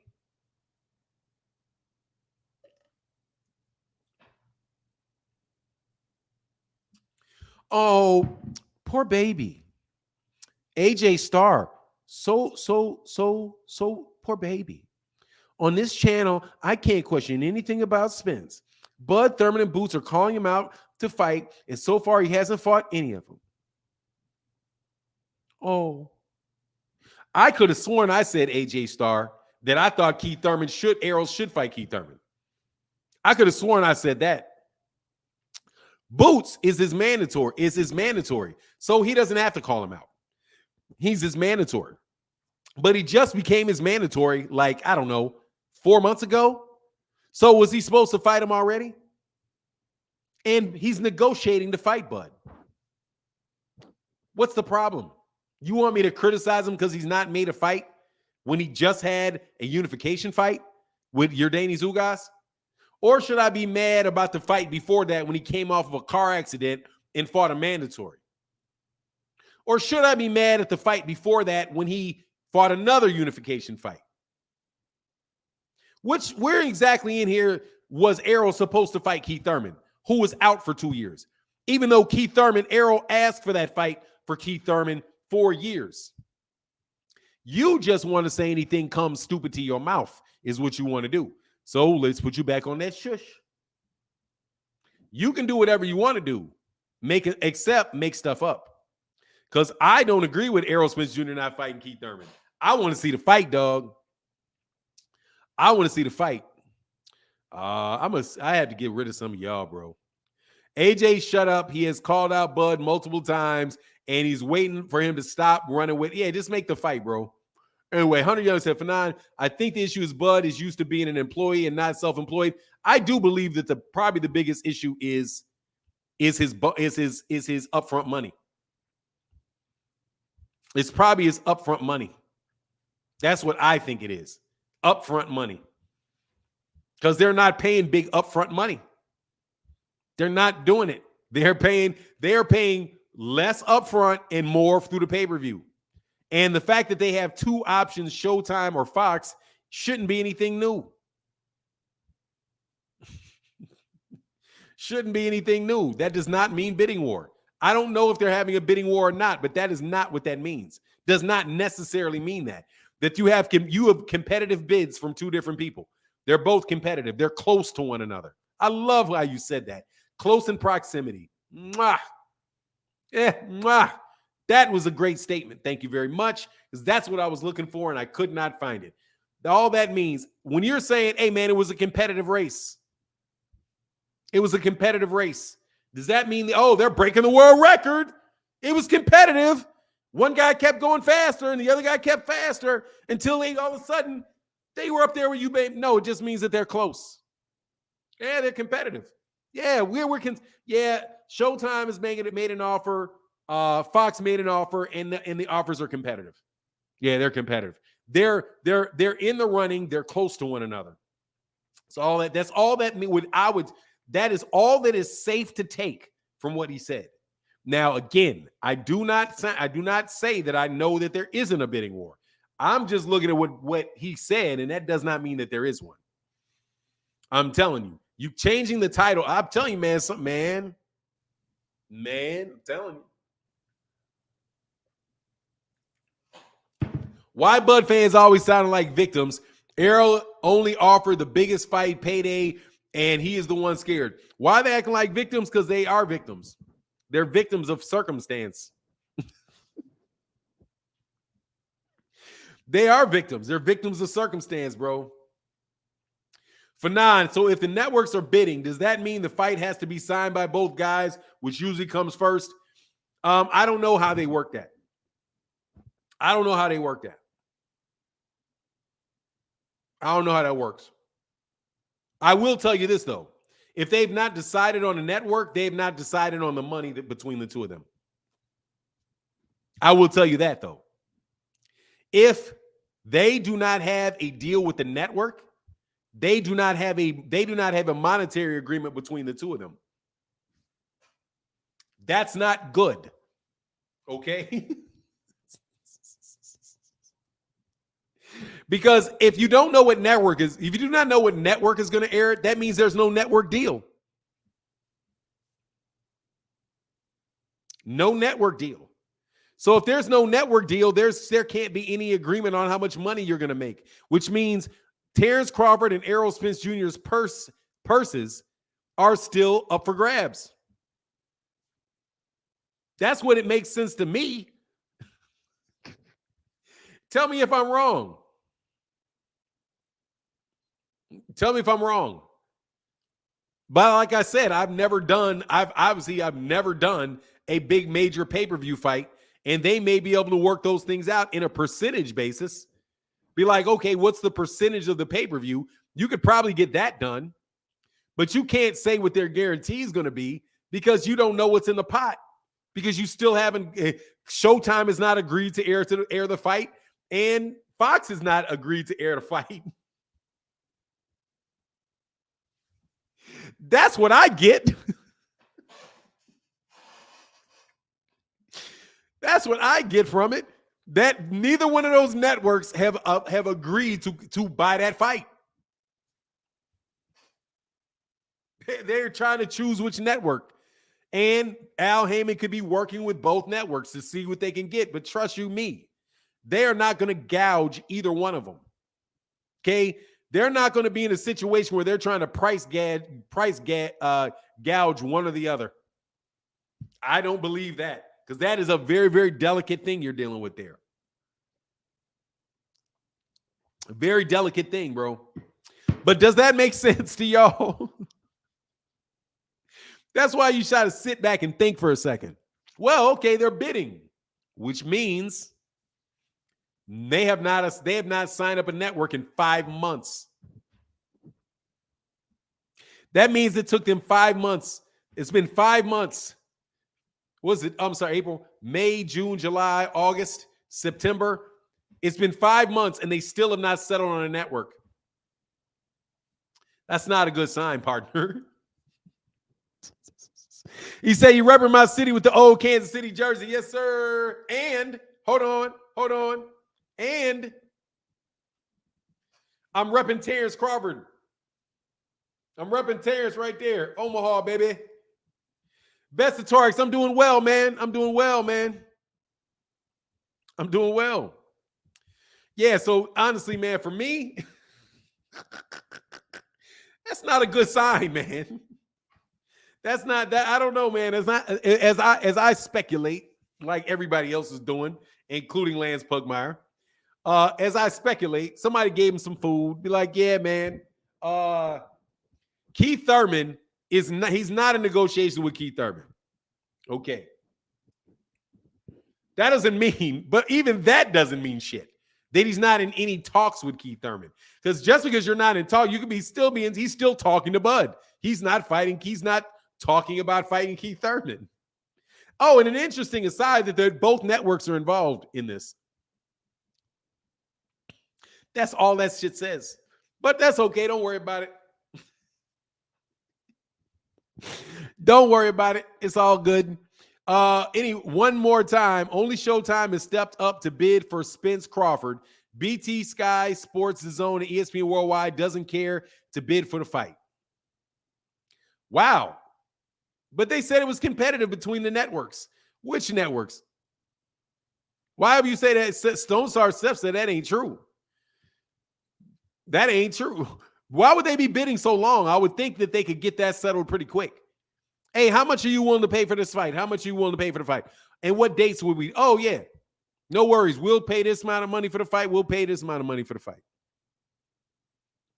Show me. He said, well, what's that? Slow Star Steph, show me. Bud might run back to Bob and get former undisputed versus undisputed Josh Terry. Oh no, that would be former undisputed versus former undisputed versus former undisputed.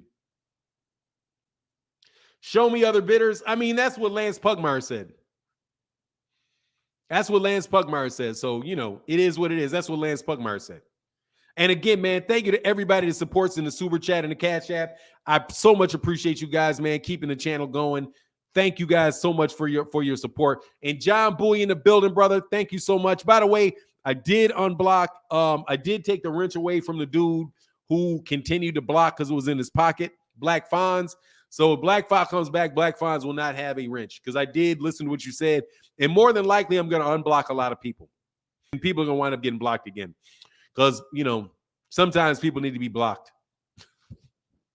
But if I unblock them, then they're not going to remember what their other fake channels were when they got blocked. Because they'll be like, man, which one should I use? Which one I use?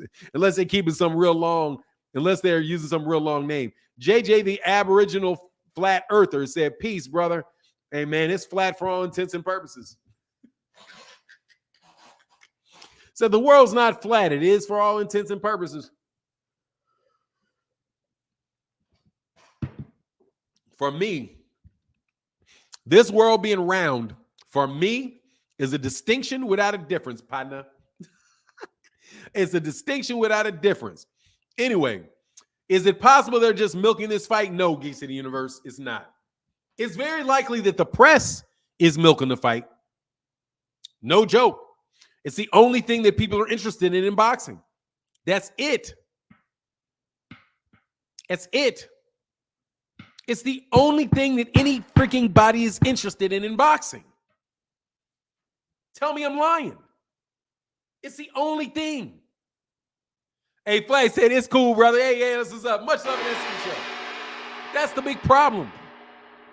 These guys have played around so much. They have played around so much.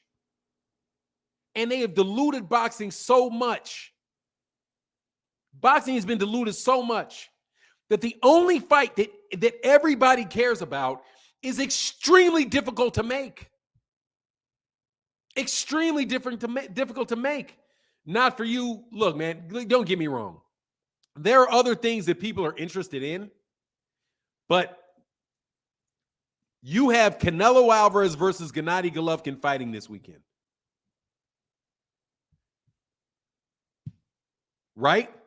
Much love to Nair Strokes. Thank you, brother. Your support means a lot, man. Thank you. Where's the excitement for that fight? I mean it. Where's all the excitement for that fight? Right?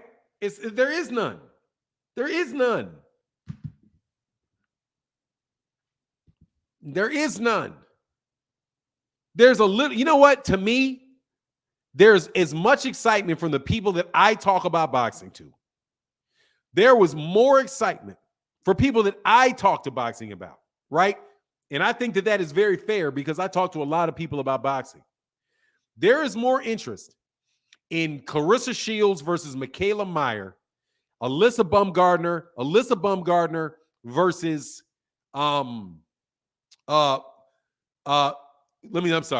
Clarissa Shields versus Savannah Marshall and Alyssa Baumgardner versus Michaela Meyer. There is just as much of a buzz about that fight as there is for this Gennady Golovkin Gennady Golovkin fight. Because they've been selling us a bunch of crap, bro. I said, I always love listening to you, brother, all day, all the time you drop fights, and honestly, you do it so right. Thank you. I appreciate you, brother. Thank you for that support, bro. That's a very, very sad thing, man. This should be all we should be talking about this weekend is Canelo's fight. That's all. It's Wednesday. It's Wednesday. That's all we should be talking about is that. The next big fight weekend is October 15th. Yeah, I see. Oh, Tevin Smith in the building said, this fight literally put the boxing world on hold for the second half of the year. It has. It has, because you can't, anybody that is putting up a video, anybody that is asking anything, asks about this fight. They put that in the front of their videos. They're having interviews trying to attract people to their fight, and they have to ask about Errol, Spence Jr., Terence, Crawford in every one of those interviews. You see it all over the place, bro. Now, cats are acting like, oh, you know, it's the black channels. You guys are always talking about, complaining about it. Bro, look, it is what it is, man. Tevin Smith, this fight, yes, sir. Much love in that super chat. Thanks, Tevin, for that support, bro. Definitely means a lot, bro.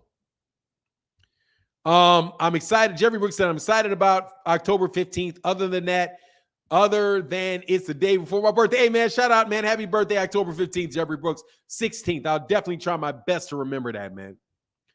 So, yeah, man. So, yeah, it's just like, that's how bad it is. That's how bad it is. In the media, you can blame yourself for continuing to try to sell crap that people don't want to buy. Like, how long do you think you're going to be able to sell stuff that people ain't interested in? For real. How long do you think you're going to be able to waste good paper, wasting good paper or electronic paper, trying to sell people Monster Inouye? When Monster Inouye ain't been to the he was in the United States one time.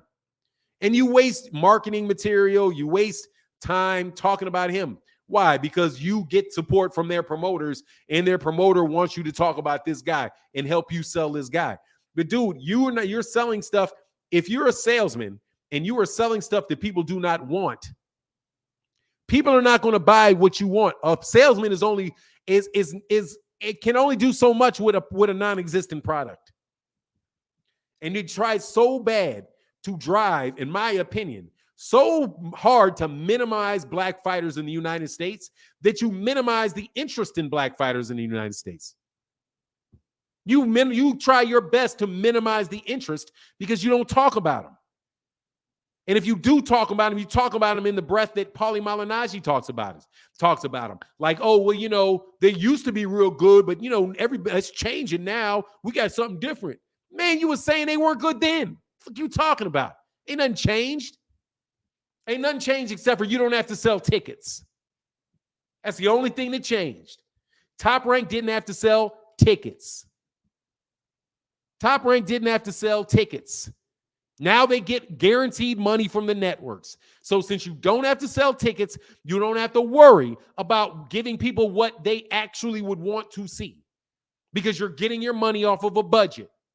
That whole conversation as it relates to Devin Haney getting paid off of a budget, and here, yes, oh my God, here we go talking about not praising Lord Jesus, all of that. You guys literally brag about the fact about people making a ton of money without selling nothing. And act like that is some good, acting like that is some model that is going to continue. Oh, let me see your business. I'm sorry, what is the business you're in? Oh, yeah, we pay boxers a ton of money and we take a loss on them. Why? Because we're on a budget from the network and they don't really care. So as long as we can offer competitive fights, we can take the fighters and put them in non-competitive fights. Watch. As long as we can pay competitive money at a loss, then we can afford to put them in non-competitive fights. And it doesn't matter how many people watch it because we're on a budget and hey man, we're just a peripheral sport. You know what I mean? We're like, they treat boxing on ESPN is treated like the women's lacrosse team at North Carolina or Duke. You know what I'm saying? They were like, well, no, look, don't worry about it. The football team and the basketball team is going to make all the money, but we're on their budget and we got Title IX, so don't worry about it. Half this scholarship money got to go to us. And then don't worry about it. They'll move money over to the program off of those revenue generating places. Yeah, exactly, Showball Boxing. You take Canelo Alvarez, who is an earner, and put him on a budget and pay him for not making competitive fights. That model is not going to work. And guess what? That's not the PBC model. The PBC model is in a different model now because they cannot overpay and not sell what they have to do because everybody else got in that business. Bob Arum got into that business. Eddie Hearn got into that business. So what do they do now? Dang near every fight of any note is on pay-per-view. They pay minimum guarantees, and they know that they can make a certain amount of money by charging money, having the fans buy it directly. So pretty much you got to buy a ticket to every fight. Even if your ass is not, if you're not going to the fight for real, you got to pay it. You got to buy a virtual ticket. You got to either buy an actual ticket or you got to buy a virtual ticket to see that fight, or you're going to watch it on replay. But the people that actually go to the fights are going to actually pay for the fight, either by watching it in person, or either watching it in person, or buying a virtual ticket via pay-per-view. Those are the only ones that are going to get to watch that fight live, and we're going to pay a minimal fee to the fighters for watching it on replay. That's how I think about it, because they're going to show that fight on Showtime, right? So if you're a regular Showtime subscriber, you get to watch it. Well, how much did they allocate towards it? $2.5 million. We got $2.5 million allocated for the people that are going to watch this on replay on Showtime, regular subscribers who get to see. Right? That's what they do. So that's why they got a 1.5, 2.5, whatever that low guarantee is. Those subscribers. After that, every penny you get, we're going to give you access to our network, to our purchasing stream, which is the pay-per-view, Showtime pay-per-view, whatever. That's what they do. And that's how they make their money. Because they got to actually earn it. But you think guys bragging about selling, oh, I make more money than anybody in boxing. I made more money. There's only a couple guys make more money than me. Okay. Do you earn the money? What do you mean earn the money? Yeah, I'm fighting. They give me the money. I mean, literally, do you generate the revenue? Are you a cost? Does it cost them money for you to fight, or are they making money when you fight? Oh, it costs them money. It doesn't make them money. No, it costs them money. At the end of the day, I'm making they pay me more money than all of the money, they pay me 3 times as much as the fight actually generates from sales. How do you stay in the business like that? Right? The question at a certain point in time, you don't. At a certain point in time, you don't. Is the answer to that.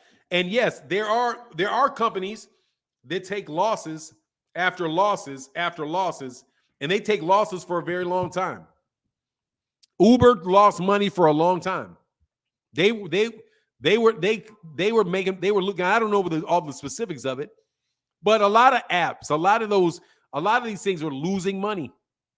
They were losing money. Just put more money in it, and it was years and years and years before they turn a profit. To me, it seems like you're not going to be able. Boxing is just not in a situation where it is actually trying to grow. It is the biggest promoters have jumped into a niche, and that's why even Eddie Hearn can't sell any tickets. He can't make any stars. Bobby Arum's not making any stars. Bobby Arum's not making any big name fighters. The only people that are going to make big name fighters, I thought Uber is still losing money. Right. Uber is still losing money. I don't know. Yeah, they keep losing money. But anyway, you get my point, man. S1, I would say Jaron Ennis versus Stanionis' big fight. Big fight, fireworks. Yeah, that's going to be a massacre, Terex. That's going to be a massacre. That's going to be a big massacre, bro. Big massacre. I don't think Stanionis has got a snowball's chance in hell in that fight. I think he's going to get smoked nasty. No joke. Exactly. Bobby Arum made Crawford. He didn't make a big star. Terence Crawford is not a big star. He's not. You wouldn't have competitive bids.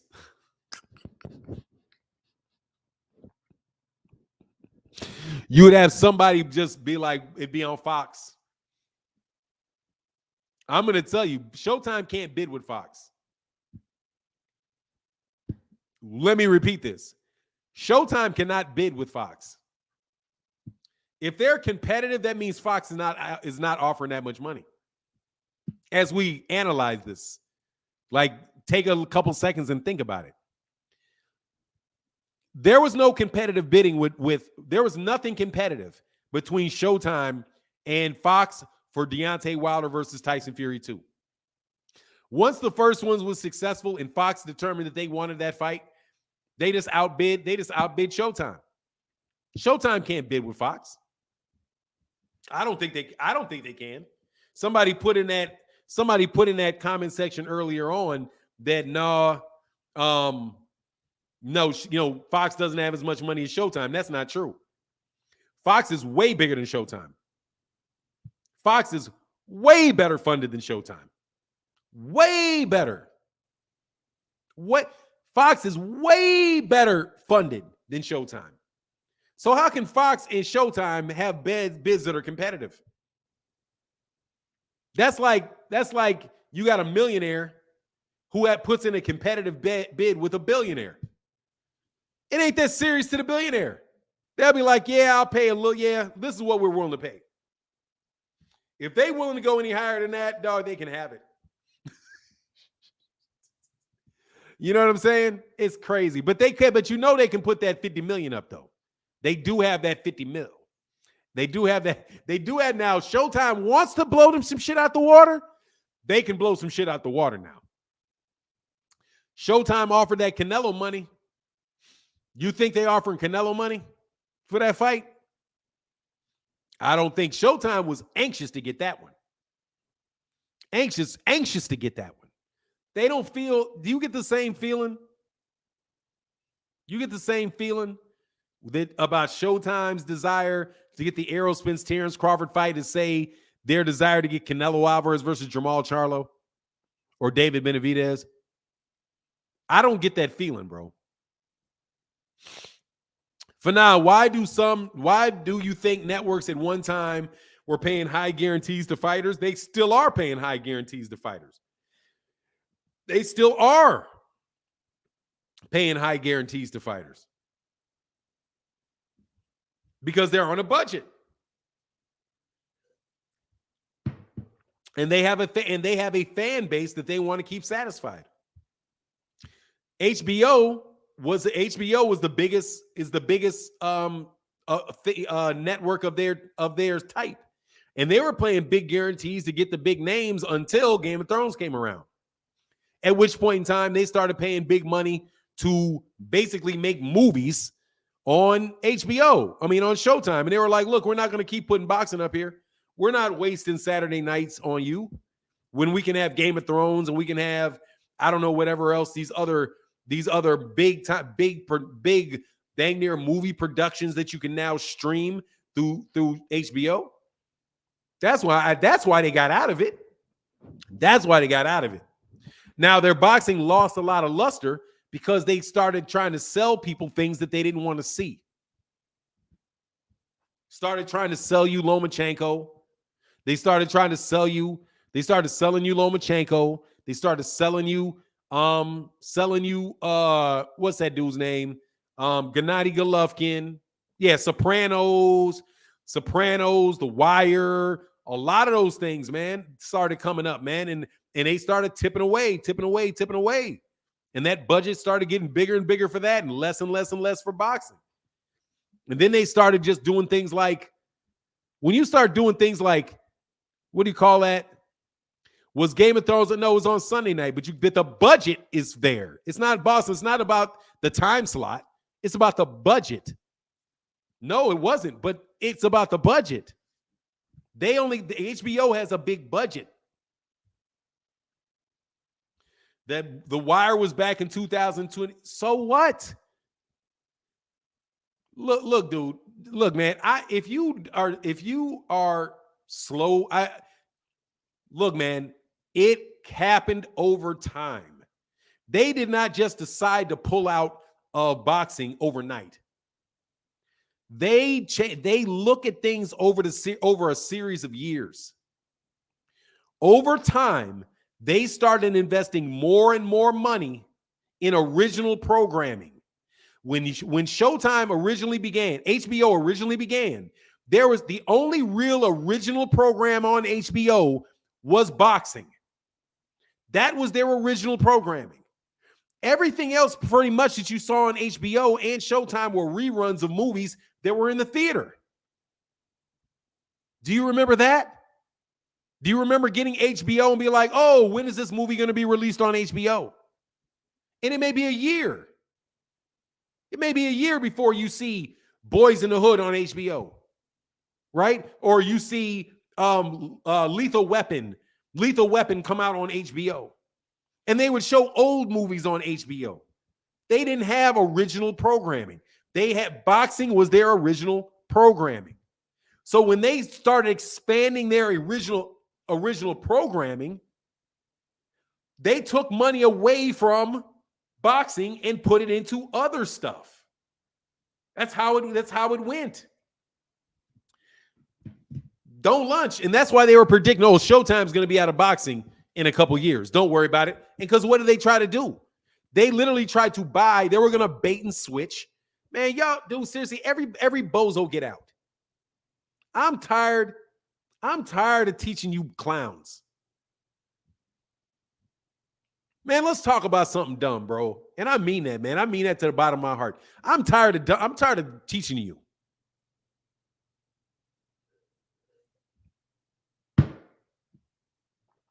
Just give me something dumb to talk about. I don't feel like doing it, bro. You stay stupid. Tired of that, man. Tired of it. You guys should know this. This is not rocket science. You should know this. DAZN threatened, said they were going to put HBO out of business, Showtime out of business. How? Because they brought $1 billion. They brought $1 billion in and said, we are going to outspend this nigga, is what they said. in the way that I interpreted it. You have Al Heyman paying all this money to these fighters, making the biggest fights in boxing. And we are going to bring $1 billion over. And on this app, we're going to buy all these fighters away from him. So that's how Devin Haney got that money. Because he was one of the very few that left. That's how he got money. That's his money. The $1 billion that DAZN brought over to try to get Showtime and the PBC out of the business. Because if Showtime leaves the business, guess who else leaves the business? Al Heyman leaves the business. Doesn't he? Yes, he does.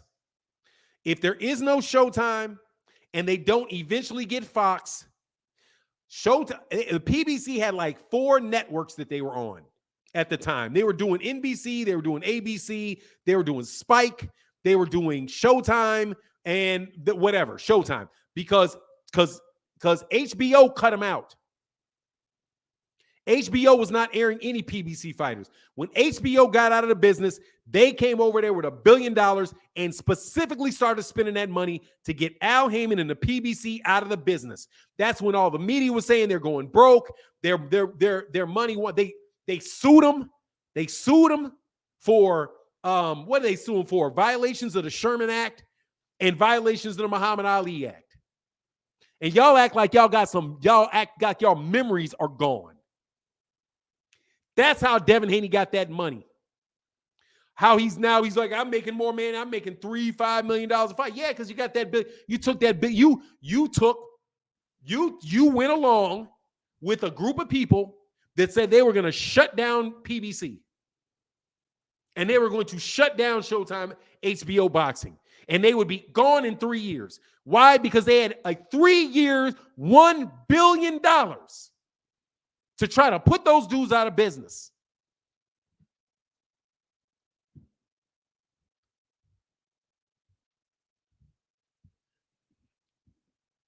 Shush. Dallas Troy. Shush. Not interested in you. It's about Devin. I literally just talked about as high a level conversation as you can have about the business of boxing as you're going to hear. And you start crying about Devin Haney. Oh, here goes the Devin Haney talk. You're just hating on Devin. I'm making it up. I'm making that up. That's why nobody wants to do anything talk about Errol, Spence, and Terence Crawford. Because boxing fans, at the end of the day, are the ones that want the fights. They don't want the stuff. We don't want the stuff that you keep feeding. Okay? And the way that you know who people wanting, that what people want is what people are willing to pay for. That's how you know what people want. What are they willing to pay for? What are they going to take their discretionary money and pay for? If you keep giving people things that they do not want to pay for, you start becoming an obscurity.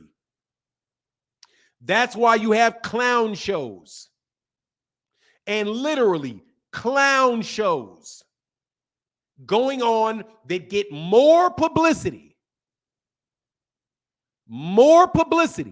than real boxing matches do. Clownship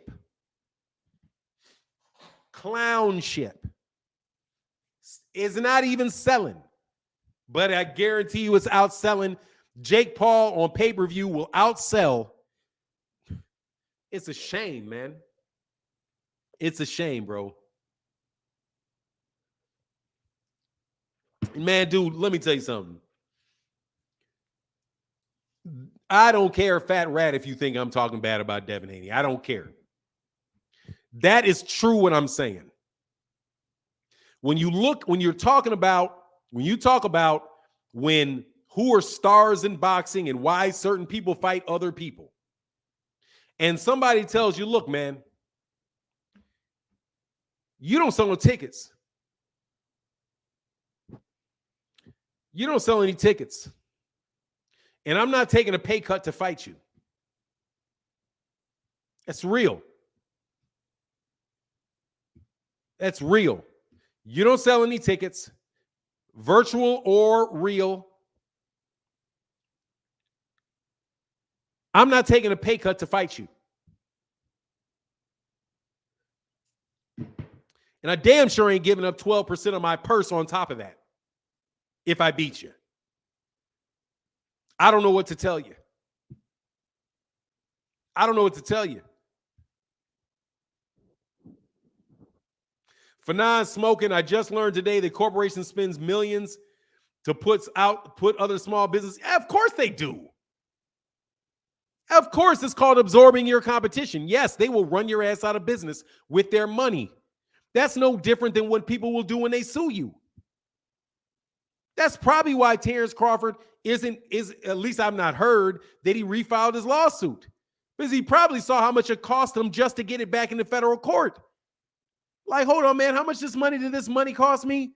Man, he's like, yeah, like I said, you willing to spend all this money? I got 300 mil. That's what Bob Arum says he has. I got 300 million. That's what I say I got. But trust me, you're going to wind, in order to win this, you're going to wind up spending 20. You're going to wind up spending $20 million, and we may keep going after that. So what you think? You're going to keep on? You're going to keep on keeping on? Dog, you can't sue these dudes. You can't sue. You know how hard that is when somebody got all that money? They just be like, all right, your ass just going to be tied up in court forever. Good luck. No, you know who can do it, though? You know who can do it, though? Deontay Wilder.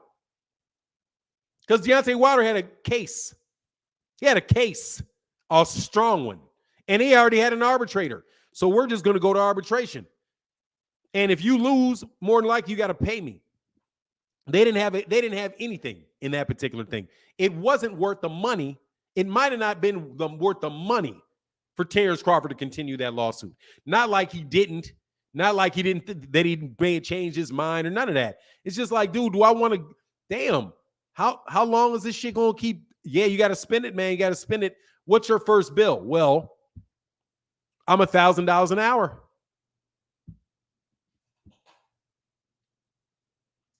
I'm $1,000 an hour. My associate is $600 an hour. And we just put in 2,000 hours.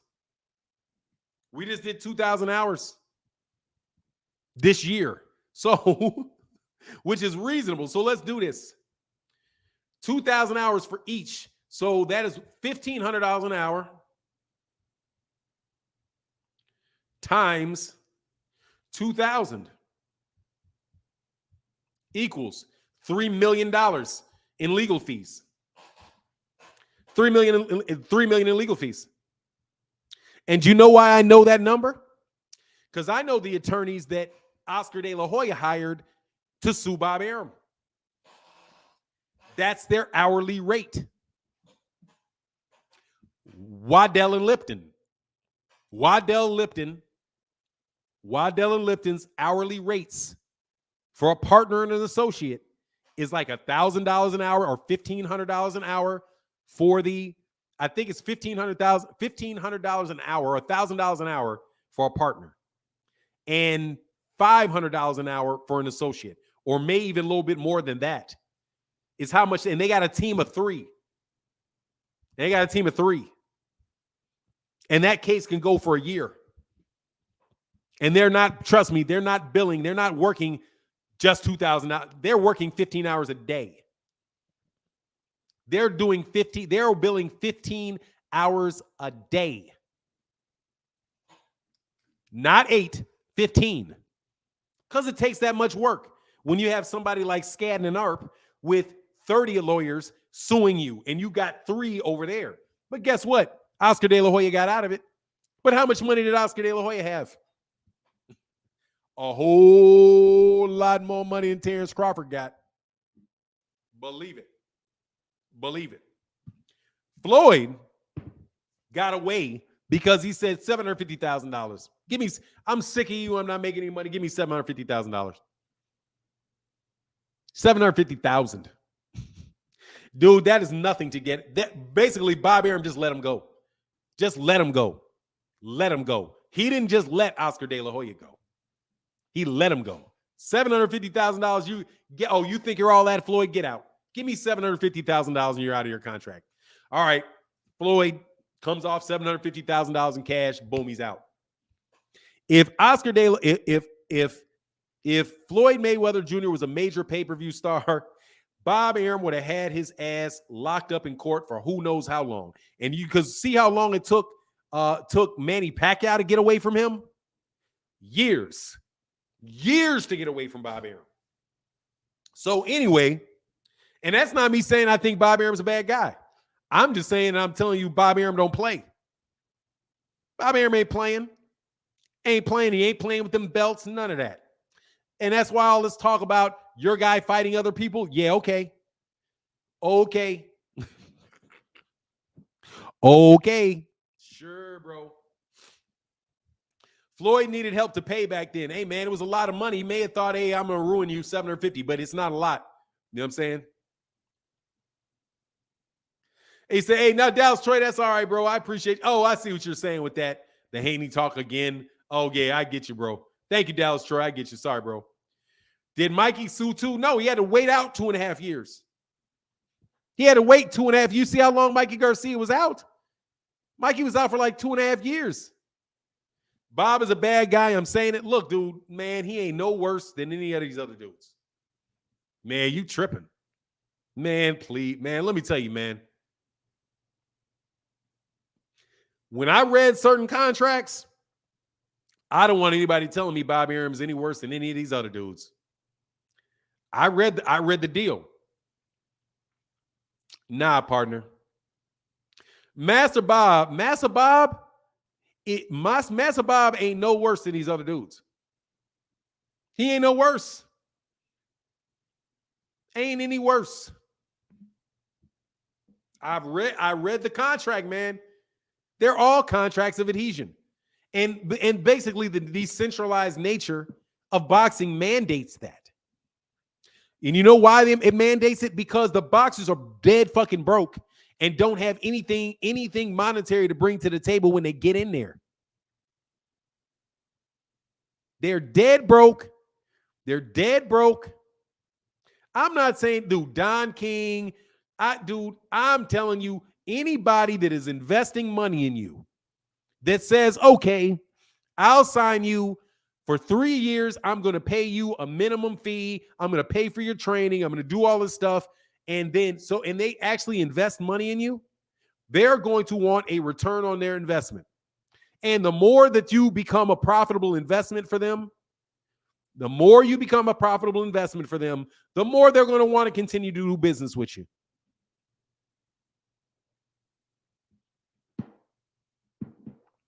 And where else are you going to go?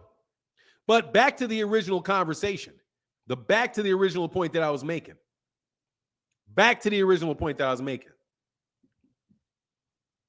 The only people that are going to be able to make actual stars are the PBC. They're the only ones. Canelo Alvarez became a star fighting on Al Heyman cards, on Mayweather cards. They're the only ones that are going to be able to make stars. Don't expect any stars from anybody else, except for maybe Matchroom over there in the UK. Because Eddie Hearn will actually go out there and promote. He actually does go promote.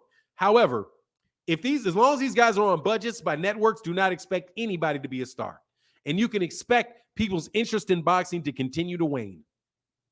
Because it's like a trash-ass rerun that you see over and over and over and over and over again. Golden Boy, no, they will not make any stars. Unless they get a pretty boy Mexican dude. Maybe Golden Boy. But Golden Boy, no. I don't think they will. Because they're not going to fight anybody. I think Ryan Garcia is capped out. I think he's capped out. I think he's that dude is as big as he's ever going to get. Unless he fights Gervonta Davis. If he don't fight Gervonta Davis, he's as big as he's ever going to get. Underwear model big. You know what I'm saying? He ain't on no pay-per-view. People ain't paying $79 to see him fight. There a lot of Mexican fans where they have a loyal fan base are going to watch him fight. But I don't know anybody that it's not proven that people see him as somebody that's worth me coming off my money to see fight. There's only a few fighters right now that's the case with. Canelo would be the case with that, where I would be willing to pay. Like, I'm willing to pay for all these guys, don't get me wrong. But I'm talking about people beyond like very, very hardcore fans. Errol is like that because, dude, Errol is a fight I don't want to miss. And say what you want, he keeps fighting guys I know. Every one of them. He keeps fighting guys that I am very familiar with. He can fight Sean Porter. He fought Danny Garcia. He fought Ugas. He just beat Manny Pacquiao. So he fought the guy that Manny Pacquiao just lost to. And if he fights Errol Spence Jr., he would have fought, if he fights Terence Crawford, he would have fought Terence Crawford. That matters for something. Every fight he's fighting somebody that I've seen before. Somebody I've been interested in, man. Exactly. Keep fighting dudes you've seen lose before. Dude, are you stupid? Keep fighting guys you've seen lose before? Dude, all the top 99% of the top fighters have lost. How do you fight a former world champion if he hadn't lost? He'd be a current world champion. Name fighters. Dude, how many of these guys haven't lost? How many? Canelo's lost. No, dude, you tripping, bro. Canelo lost. Didn't he? Jermell Charlo's lost. Hasn't he? Manny Pacquiao lost. I can go on and on and on about guys that you're tripping. You have to fight fighters that people know. Nobody is going to fight a long list of undefeated fighters if they're not fighting prospects. How do you do it? How do you fight a bunch of people that are undefeated? How? If everybody fights each other in a weight class, somebody has to lose unless you think you're going to go on some big long streak of draws. They all lost because they fought each other. Sean Porter lost to Danny Garcia, lost to Sean Porter. Sean Porter lost to Kell Brook, lost to Keith Thurman. Ugas lost to Errol Spence. He did lose to Amir Imam. Manny Pacquiao lost to Floyd Mayweather Jr. You have to lose. There's nobody, every basketball season, every good team loses. Every weight class, if you've got 3 good fighters, they got to lose. Teofimo lost.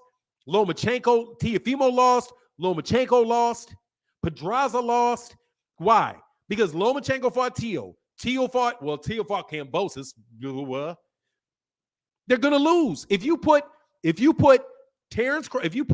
Tank, Devin Haney, Lomachenko, and these guys in a round robin, they're going to lose. Only one guy is going to walk out of there undefeated. It doesn't mean you don't want to see those guys fight.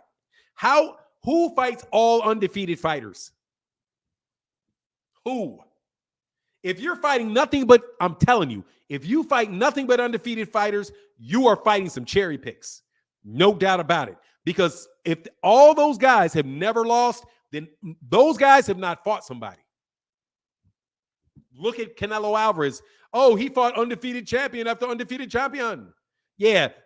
Callum Smith ain't never beat anybody. Billy Joe Saunders ain't never beat anybody. You know, what do you mean? Under Callum Smith, Caleb Plant didn't ever beat anybody.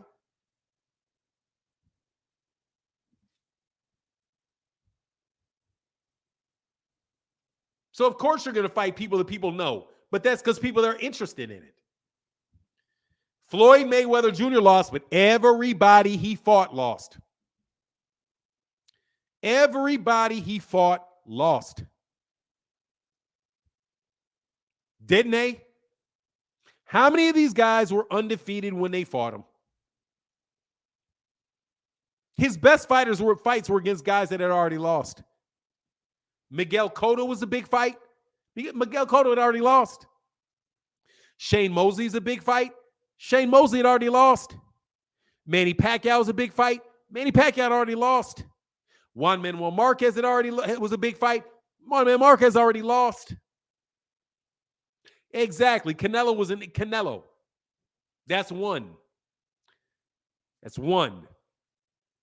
He beat Canelo, undefeated. Not everybody that he fights is going to be undefeated. His biggest fights were against guys that had already lost. Why? Because those were guys that everybody had already seen in big fights. Oscar De La Hoya was his second biggest fight. Why? Because people who knew Oscar De La Hoya was, they knew Zab Judah had already lost. That's not meaning, just because you already lost does not mean that you are not a very, very good fighter that people want to see you fight. Look, man, that's just basic mathematics. That's just basic mathematics. It's not even mathematics, excuse me. Look, man, I want to see Errol Spence Jr. fight Jaron Ennis. Why do I want to see him fight Jaron Ennis? Because I've already seen Jaron Ennis fight.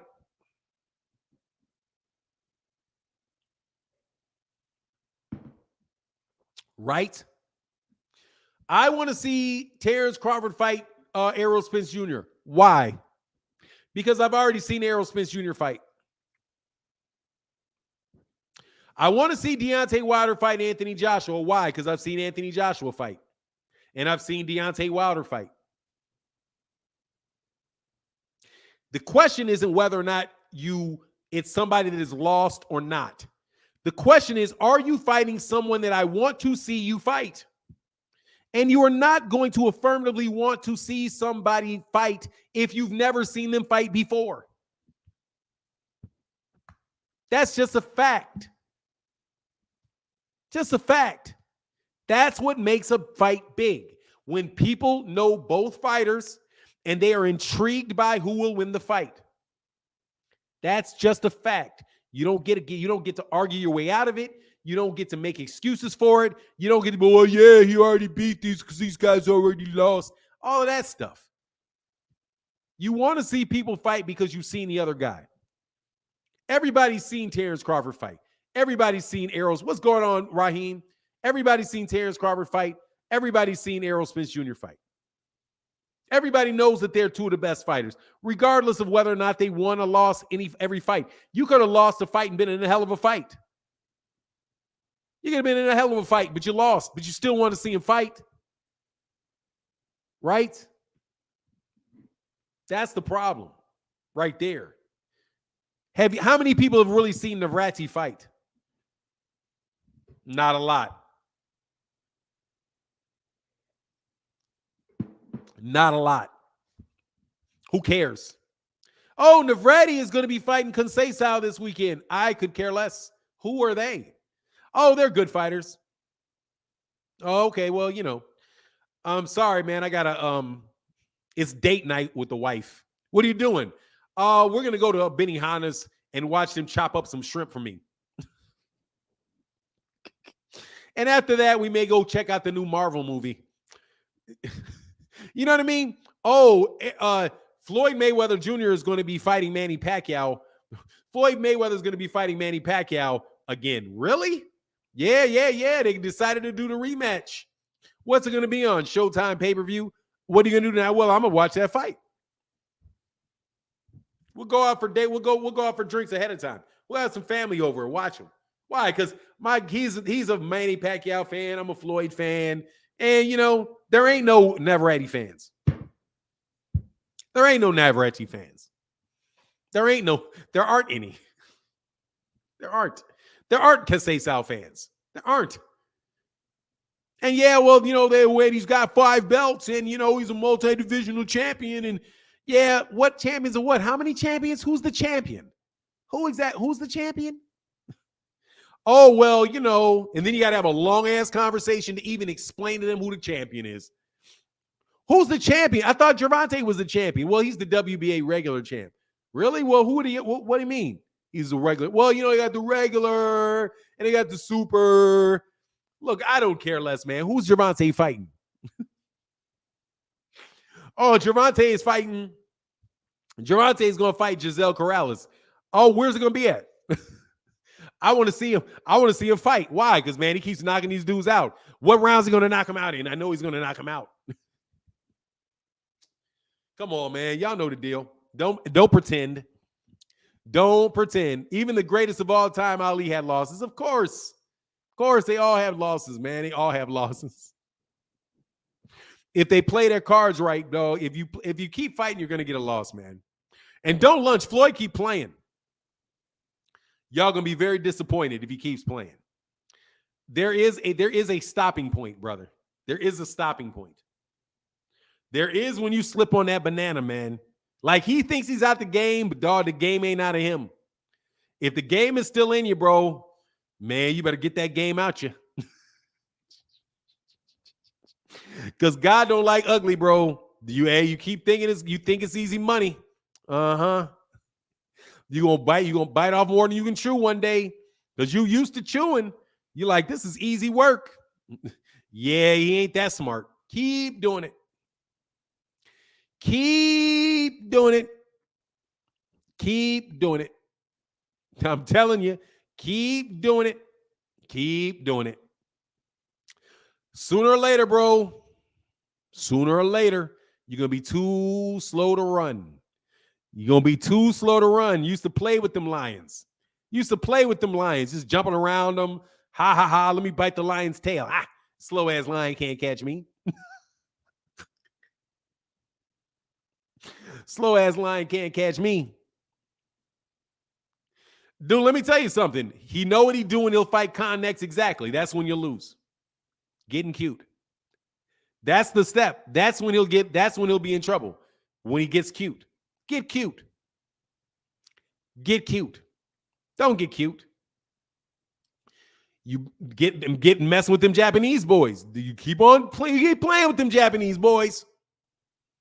You keep playing with them.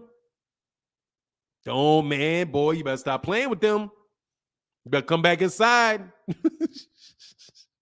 You better stop playing with them. Stop playing with them. Man, I can make more money than you fighting real fights. Ha, ha, ha. Look, I'm making more money than you, and I ain't even fighting real fights. Boom. What? Yeah, man. Boom. Oh, Lord. I was groggy. Why am I groggy? Hold on, man. Why am I groggy? Going into the ring. Why am I groggy? Man, hold on. My legs don't feel quite right. What's going on? You got what them dudes slip you a Mickey or something. You better stop playing with them boys. Stop playing with them boys. Retirement there is such thing as retirement for a reason. You know, I wonder why Mexicans hate Canelo since he represents Mexico like he claims. I don't know if Mexicans hate him, man. You said something when Devin hooked up with DAZN, he became enemy of the PBC money-wise. Look, man, I'm going to tell you if it was me, you better never come needing something that costs me more than it's worth. Now, see, business is business. I can understand that. Business is business. But just remember, business is business. Fahim, so I see you talking bad about me, Fahim. Look, business is business. But you just remember, business is business. Business is business for you. That means business is business for me. You don't cut me no breaks. Don't expect no breaks over here because I don't owe you nothing.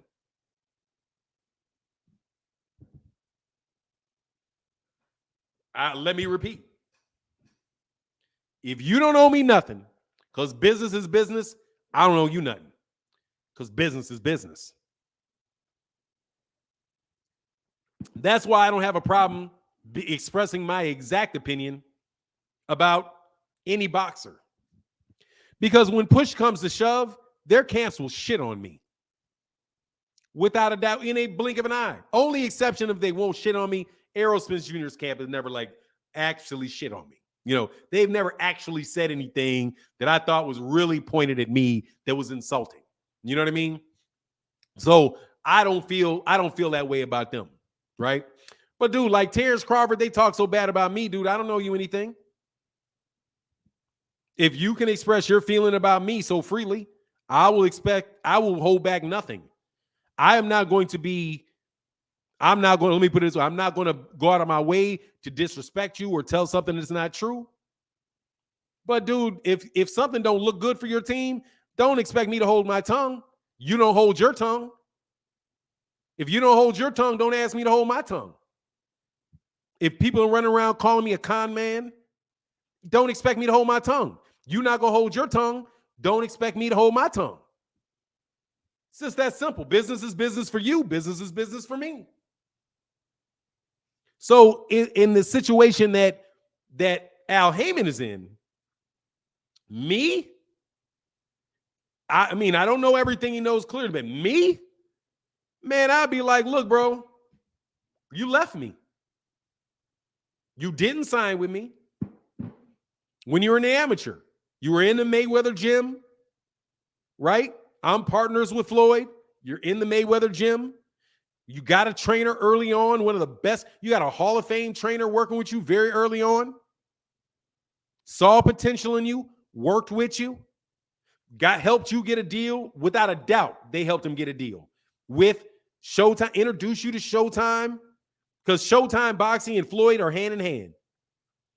Introduced you to him, got you on Showbox, got you on fights. And then as soon as somebody comes along and says that they're going to outspin me and they're going to take all my fighters, you left. So and you say, hey, man, you know, I got that bag. I got to go get this bag. Well, you're right. You got to go get that bag because I can't match that bag. You're right. I can't match that bag. Going ahead, man. Hey, man, good luck to you, brother. Now, if that runs its cycle and you come back, don't ask me for nothing. Because guess what? I got some other people. I got some other really good fighters out here, man. I got other good fighters, man. Trust me, we got some Dominican dudes. Them dudes is nasty as shit. Trust me. Garcia, yeah, they don't know a lot about him because you know they didn't get a lot of pub. But you trust me, I got some fighters out there in the Dominican Republic I think can do some things. Really do some things. Southpaw, orthodox, really hungry fighters too. Real hungry fighters. I got them. I got Gary Antoine Russell. Don't worry about it. Had a problem with Gary. Don't worry about it. We'll make it up with Gary Antoine. You know, we got fighters. So hope that deal goes well with you over there at ESPN. Hope it goes well with you. Stay over there. That's a very, very smart thing. Stay with Bob Arum. Because that option that other people have to, well, Bob screwed me over, let me go sign with Al, that's probably not there for you. You know why? Because if somebody else, not because if it's something personal, and I'm telling you this how I think, not because I got something personal against you, but I know if somebody else offers you a better deal, you're going to leave me. So I can't invest in you. Because relationships are part of business. Being able to rely on you and predict what you're doing, predictability is part of business. It's part of business. And people learn that the hard way. You know what I mean? They learn that the hard way when they think that the people that they're hiring are loyal to them over people that are really loyal to them. You know, who will be there with you during the hard times. And if you are in a little bit of problem, they may cut you a break. They're like, okay, yeah, don't worry about that. Da-da-da. You know? So no, man, if I was him, more than likely, Devin's probably going to be with Top Rank for the rest of his career. Probably going to be with Top Rank for the rest of his career. That's what I would see. Unless Top Rank does him so well that he becomes a really big star and he's like Canelo and he can do whatever he wants to do. Where they look at him and be like, hey, man, it don't matter, man. You made it big. You want to do business with me? Yeah, because I can make money. You can make money. Let's make money. You know what I mean? But there is no other Canelo, right? Canelo is a unique thing. So Canelo is Canelo. You got to get to the pack where you're Canelo. That's my take on it. Or Errol Spence. Errol Spence is like, but see, Errol Spence Jr. has been loyal to Al Heyman the entire time. He never left. He had the opportunity to leave. Guarantee you. had the opportunity to leave. Keith Thurman had the opportunity to leave. Adrian Bronner had the opportunity to leave. Daniel Jacobs had the opportunity to leave, and he took it. Tevin Farmer was, I don't even know where Tevin Farmer was. I don't think Tevin Farmer was signed with the PBC. But Tevin Farmer got that opportunity, took it.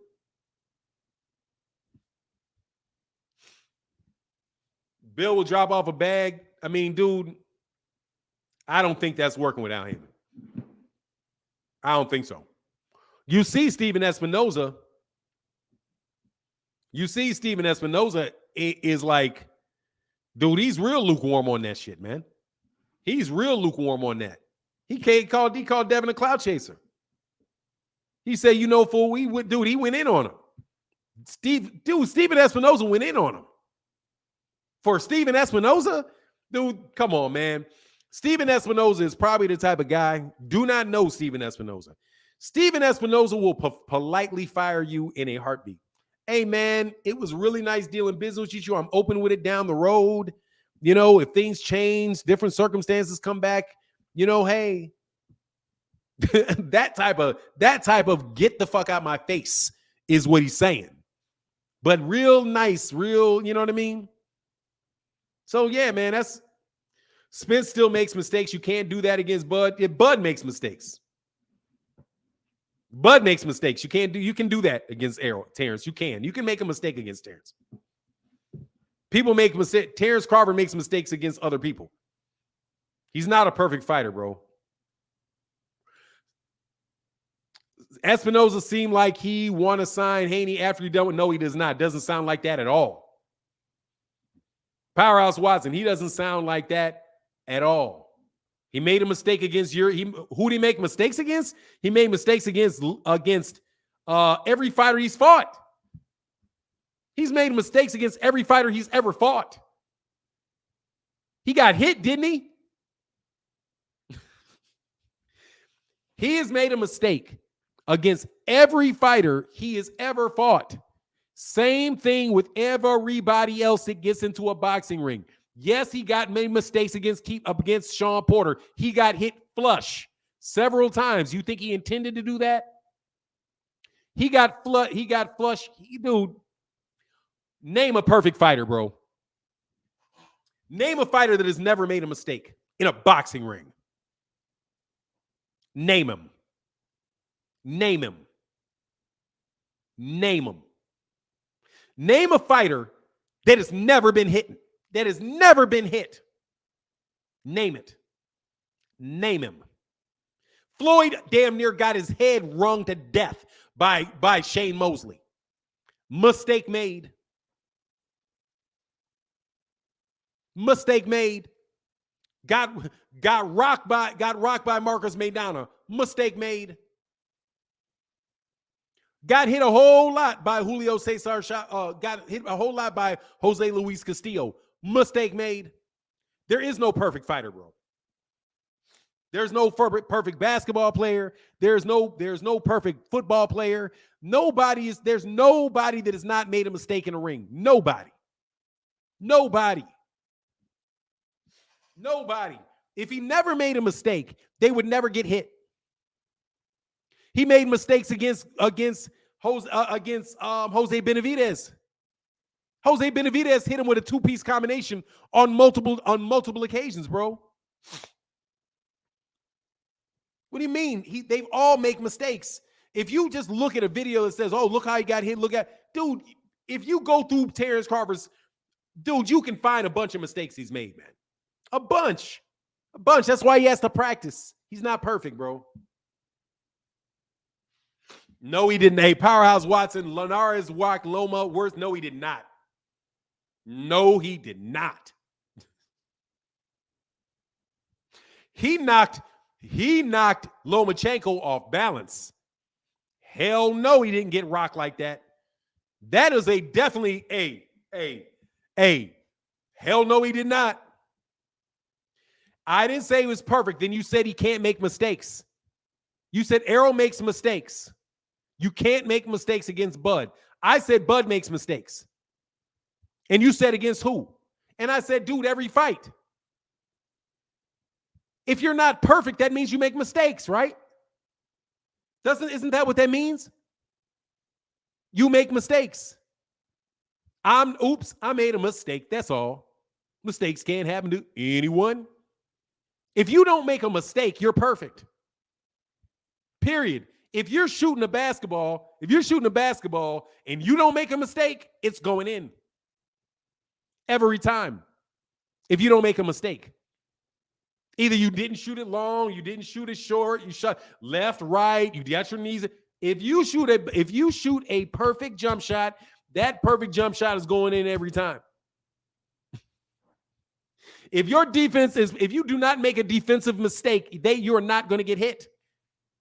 Anybody that you've seen hit made a mistake. I keep hearing about all these mistakes. I'm like, dude, Bud makes mistakes, bro. Errol makes mistakes. Floyd makes mistakes. They all make mistakes, man. They all make mistakes. Floyd was the closest thing to being perfect.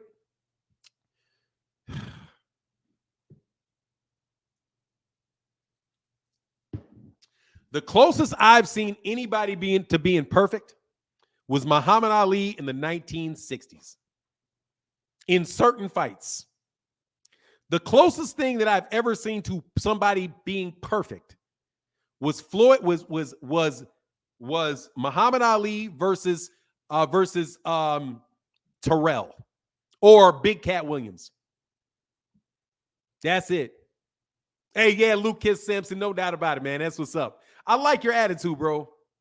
No, Floyd, the closest I've seen Floyd to perfect was against Arturo Gatti and Diego Corrales. Dude, he was not perfect against Chop Chop Corley. Was not, bro. He was getting that work. Chop Chop gave him that work, bro. Chop Chop gave him that work, bro. But yeah, Floyd's like that, bro. Floyd's like that, man. Floyd's like that. Like that. And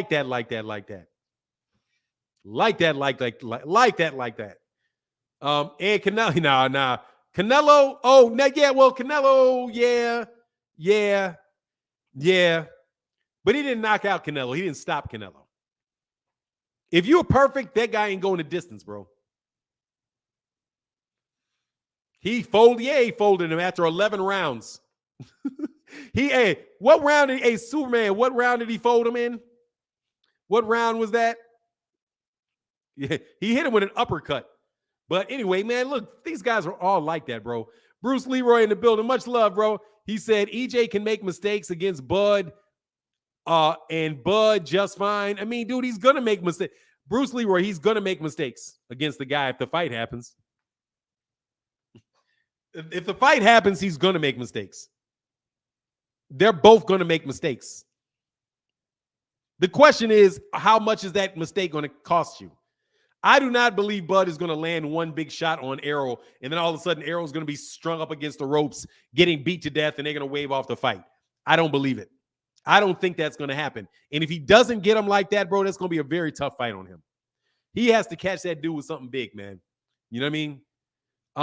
Ali was a beast at 67. Props to Terrell, was staying on his feet after all that. Yeah, he's getting murked. He's getting murked. And he was playing with him too. He didn't knock. I'm gonna tell you too, he did Floyd Patterson really dirty too, man. Real dirty. But look, man, I'm gonna get up out of here, man. You didn't think that before Porter either? I don't know what you're talking about with that one. I don't know what you thought. I don't know what you're talking about. I knew Errol was going to be Porter. I knew Terence Crawford was going to be Porter. And I said before the Porter fight that him and Kell Brook are like the least acceptable fights. Man, Sean Porter looked like crap to fight before that. Against whoever that was he fought before that. He didn't look good. Sean Porter had guys like what's that man's name? Adrian from Chicago. Dude from Chicago. The 140-pounder from Chicago. What is it that beat Javier Fortuna? What is his name, man? I forget his name, bro. Yeah, exactly. You're right. The bottom line is Canelo didn't stun Mayweather the way Mosley didn't. No, he didn't. Dude, Mayweather almost got knocked out by Shane Mosley. You guys can just, I'm telling you, that dude almost got knocked out. And the one thing that showed me about Floyd is he's been hurt before. Floyd dealt with that way too well not to have been in that situation before. He knows what it is to get hurt, bro. He knows what it is to get hurt, and he got out of that situation nicely. Like, I was really, really, really impressed with how he got over that. Because I was like, yeah, you can't tell me ain't nobody ever hurt this dude before. Because he knew exactly what to do. He was conditioned to know what to do when you got hurt. Because Shane hit him very, very, very hard, bro. Very, very, very, very hard. Floyd got a chin. And he did it twice.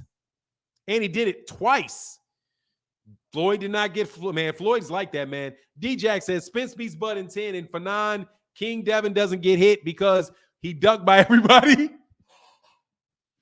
Man, he ain't, man.